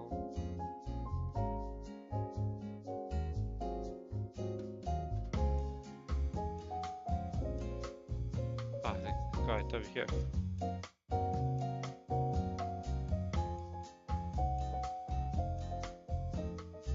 Okay, I just want to say, dear Unfast 2000. Like, I get it, sure, I can add a border control. But you know what, like, most other languages and frameworks have? What do they have? That you set. In HTML, I can set cell padding on the table element, and it affects all the cells and the border. Or I can do it using CSS. So wait, what the cell? No, no, XAML gives you the maximum control, which means you have to do every single element defined.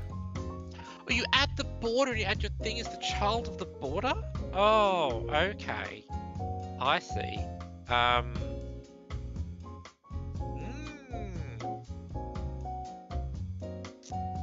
Oh, then can I do return? And then this is gonna be a border. And then this is gonna be like,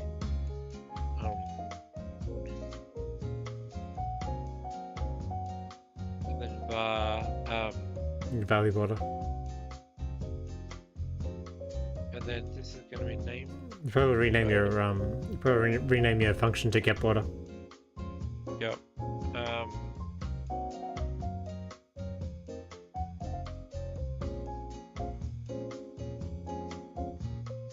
we don't edit. We don't do that anymore. It's done to the border itself instead. Yes.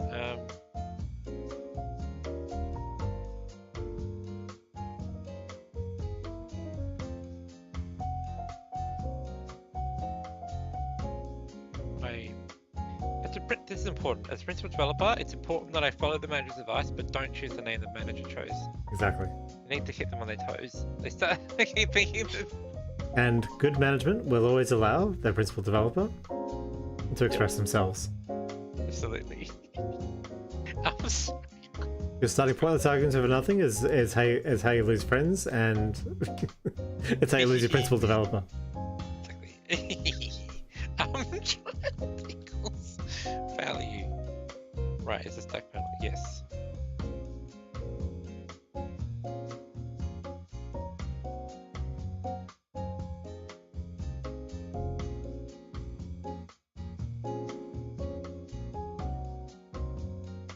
Oh, Beautiful. Okay, so now remove. Beautiful, we're done. Yes, hang on, I just need to comment at the line. Oops, not like that. Control. Control KC. Yeah. Oh, Casey. Okay.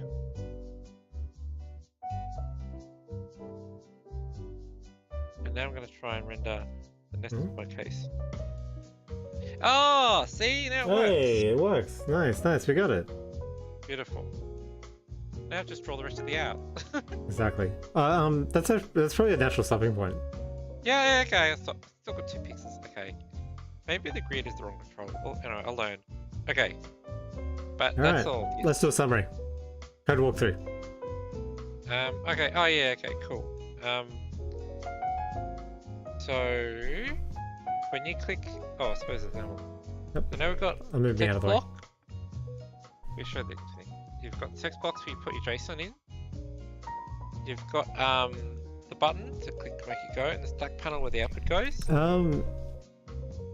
Mio, let's do this as if I'm going to clip this. So Okay. like from the top. Actually, I can do it from the top if you like. Yeah, beautiful. All right, I'll do it from the top. Okay. Oops. I have raised my Catboy. Hey, could you open Paint, please? Absolutely.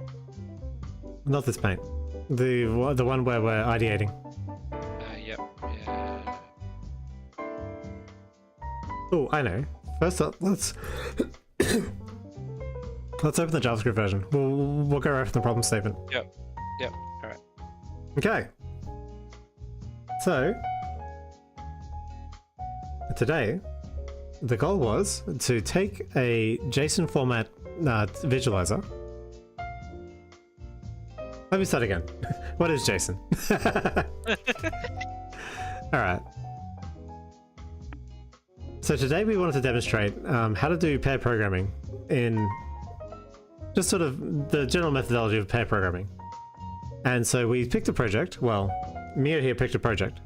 And the project he wanted to do was to make a JSON visualizer more memory efficient.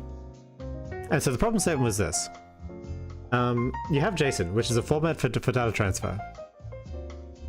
And JSON is a very compact data transfer format where you have everything can be expressed as basically text. However, in this JSON visualizer that we see here, what we have is text that can then get expanded out to HTML.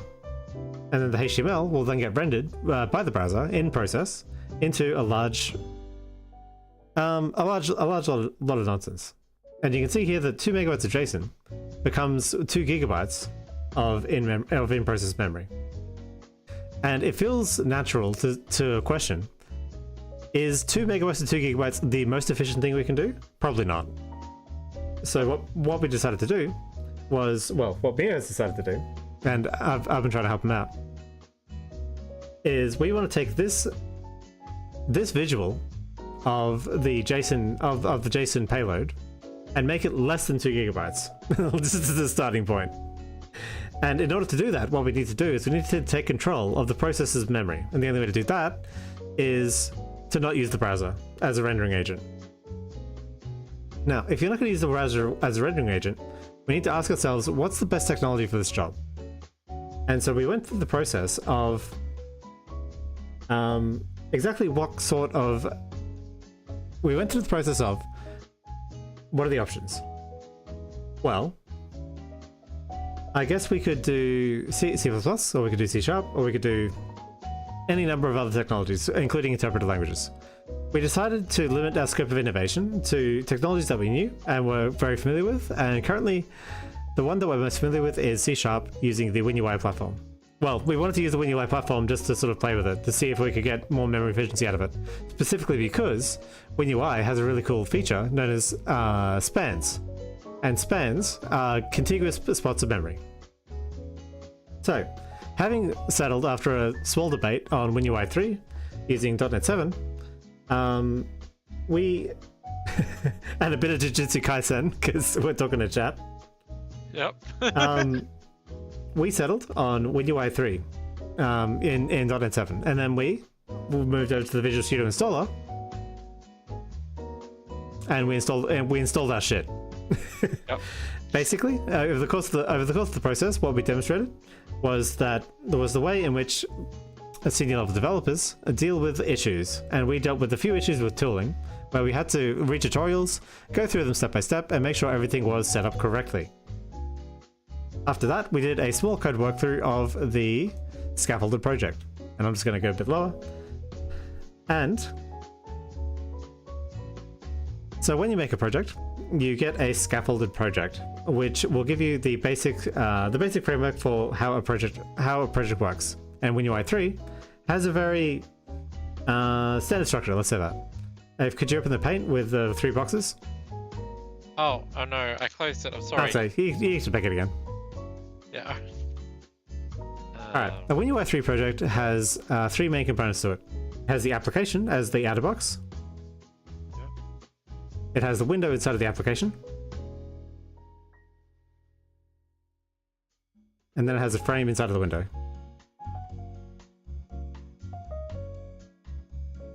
And effectively, the application object is the entire application. So that's where all of your memory is, that's where your static objects are, and that's where everything's dependency injected into. The first line of executed code will exist inside of your application, and it's inside of application.app. Yep. And the C#, yep, there. So that's the first line of code that's run. And then on launched, you'll see that the onLaunched event handler will open a window for you.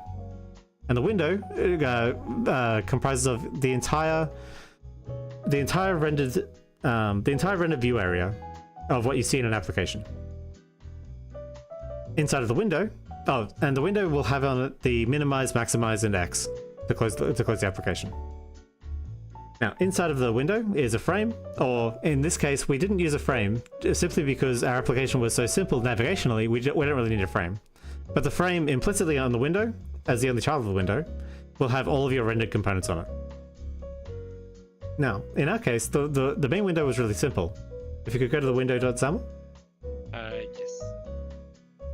In our case, the window was really simple because statically, when our application opens, we don't actually want many things. All we want is a text box and a button, and a place to render our JSON object. So there's nowhere to navigate to, and nothing really to do. So all we have to do is define where all of our static stuff is. So you can see here the window object, which stops on. Oh, you don't have line numbers on. It stops just after title. I have no idea how to. That's right. That's right. No, later. I'm doing a clip. Our window only has a stack panel in it, and the stack panel will have a text box, which has the JSON object that you put in. It has a text block, which is the title. And it has a button, which says go, and it has a stack panel.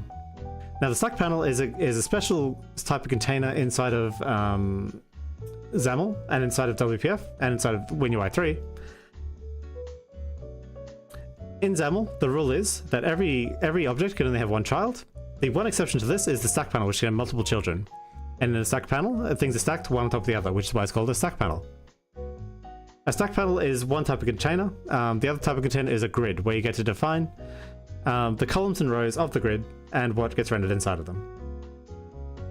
Okay, so there's no actual code in the application, and all of our functional code is inside of the button event handler, where all the magic happens. Magic, ooh. And inside of the button event handler, we have start underscore click. So start underscore click. What we do is we take the text of the JSON object, and then we begin processing it.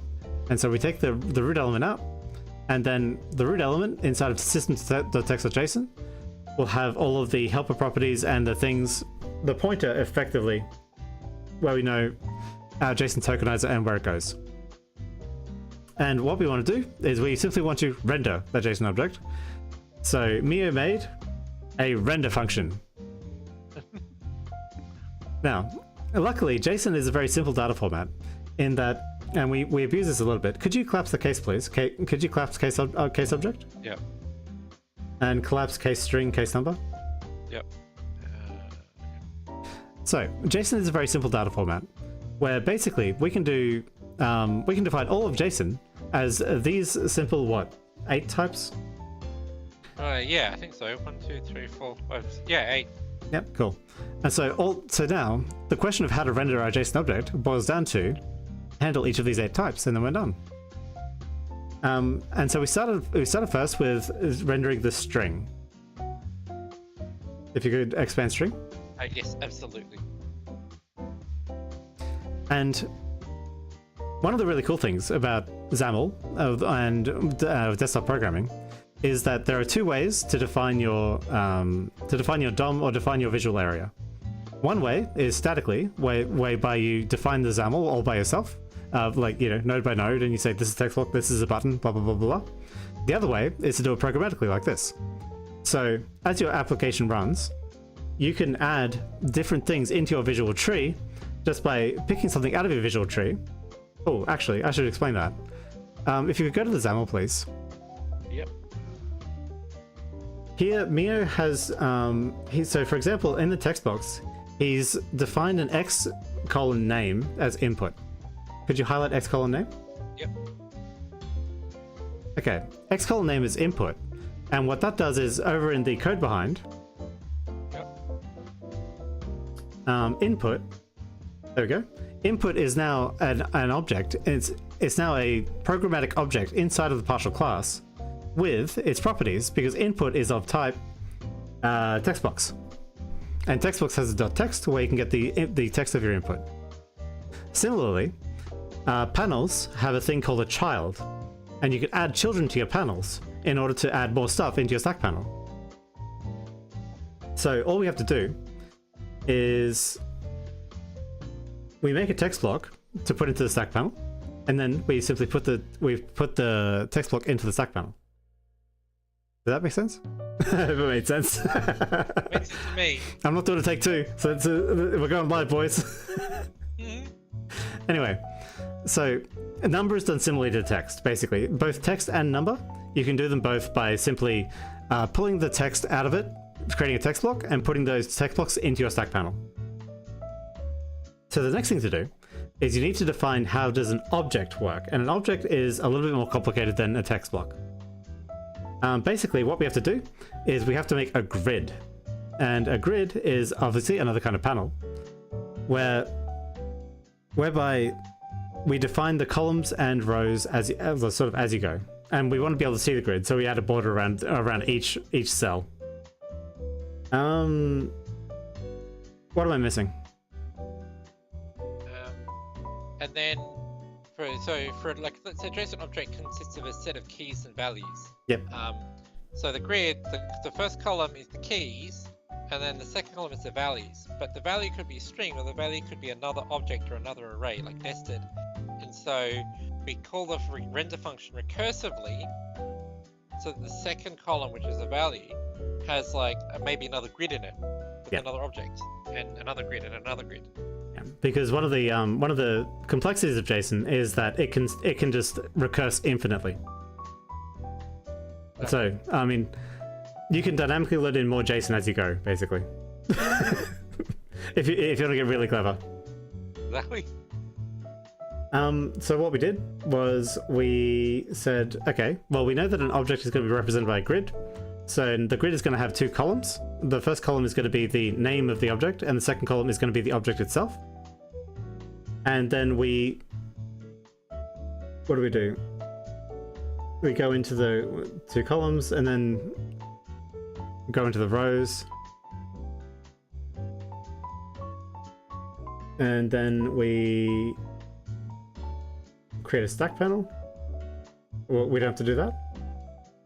Oh, because no, that's right. Yeah. No, I remember now why. Yeah. Why? You have to tell me. Because so basically, render takes the first argument is the panel, like where to put the output, like the grid that we're part of, or the final input. And at the moment, it takes us type panel. But borders aren't panels. Oh yeah. If I convert all the stack panels to borders, then I can cut out some of them. Because like, at the moment I've got a stack panel that contains a border, and it'll just be a border. The border's all the way down, apparently. This is the kind of naughty code where you make the joke. It's like, when I wrote this code, only God and myself knew how it worked. Now only God knows. me. Anyway, so we recursively define this function, right? So because right at the bottom leaf of every JSON object should be a string, a number, or a null. So if we do this recursively, then eventually we'll get down to the string. And so that's why, like, we keep adding rows which become like the next object, blah blah blah blah. Okay, and now can we see the code in action? Yes. I thought I undid my changes and now it works again.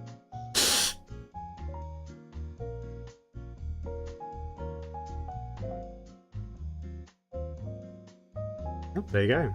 And so what do we have here? What we have here is we can see the JSON visualizer.net is the text block at the top. We can see the input field, which has got the JSON in it at the moment. We saw Mio click the validate button, and now we can see the nested object is being rendered. So in the first iteration, we've rendered glossary on the left-hand side in column 0. And then on the right-hand side, we've rendered an object. And the object is itself covered by a border. And that object inside of it has a name and a value. So we did 2 columns inside of it, which was column 1 being the name, which is title, and column 2 being example glossary, which is exactly reflective and visualized of the nested JSON that we put into it. That's proving our JSON visualizer works. Ooh, and then what did you just do? Oh wait. You just visualize it again? Oh, it adds it every time! Ha! In which we find the first ticket. Yep. Beautiful. I was just trying to show, like, it has multiple keys and values. Oh, for sure. And that is our first pair programming session on the new JSON visualizer.net. How did you feel about that? Oh, fantastic! Thank you for doing it. I was like, now that I've written the code, I'm like, explain the code. Like... That sounds like lame stuff. Yeah, exactly. Man, who the hell cares about Showcase? It wouldn't be me. Exactly. Oh, and of course, the most important thing that every developer should do once they finish some code and get it working, he's committing it to the fucking repo. I need to set up my I'll need to set up my repo. Yeah. Oh, I... These devs, man. They don't do themselves in trouble. I'll do it. Alright. I'm gonna switch back to the Zatsu scene. Yep. And that is how you code. Alright, everyone. I hope you all stay safe, stay well, have a good night, and if you're Blue Rat, have fun playing Baldur's Gate. Absolutely. Have a great night, everyone.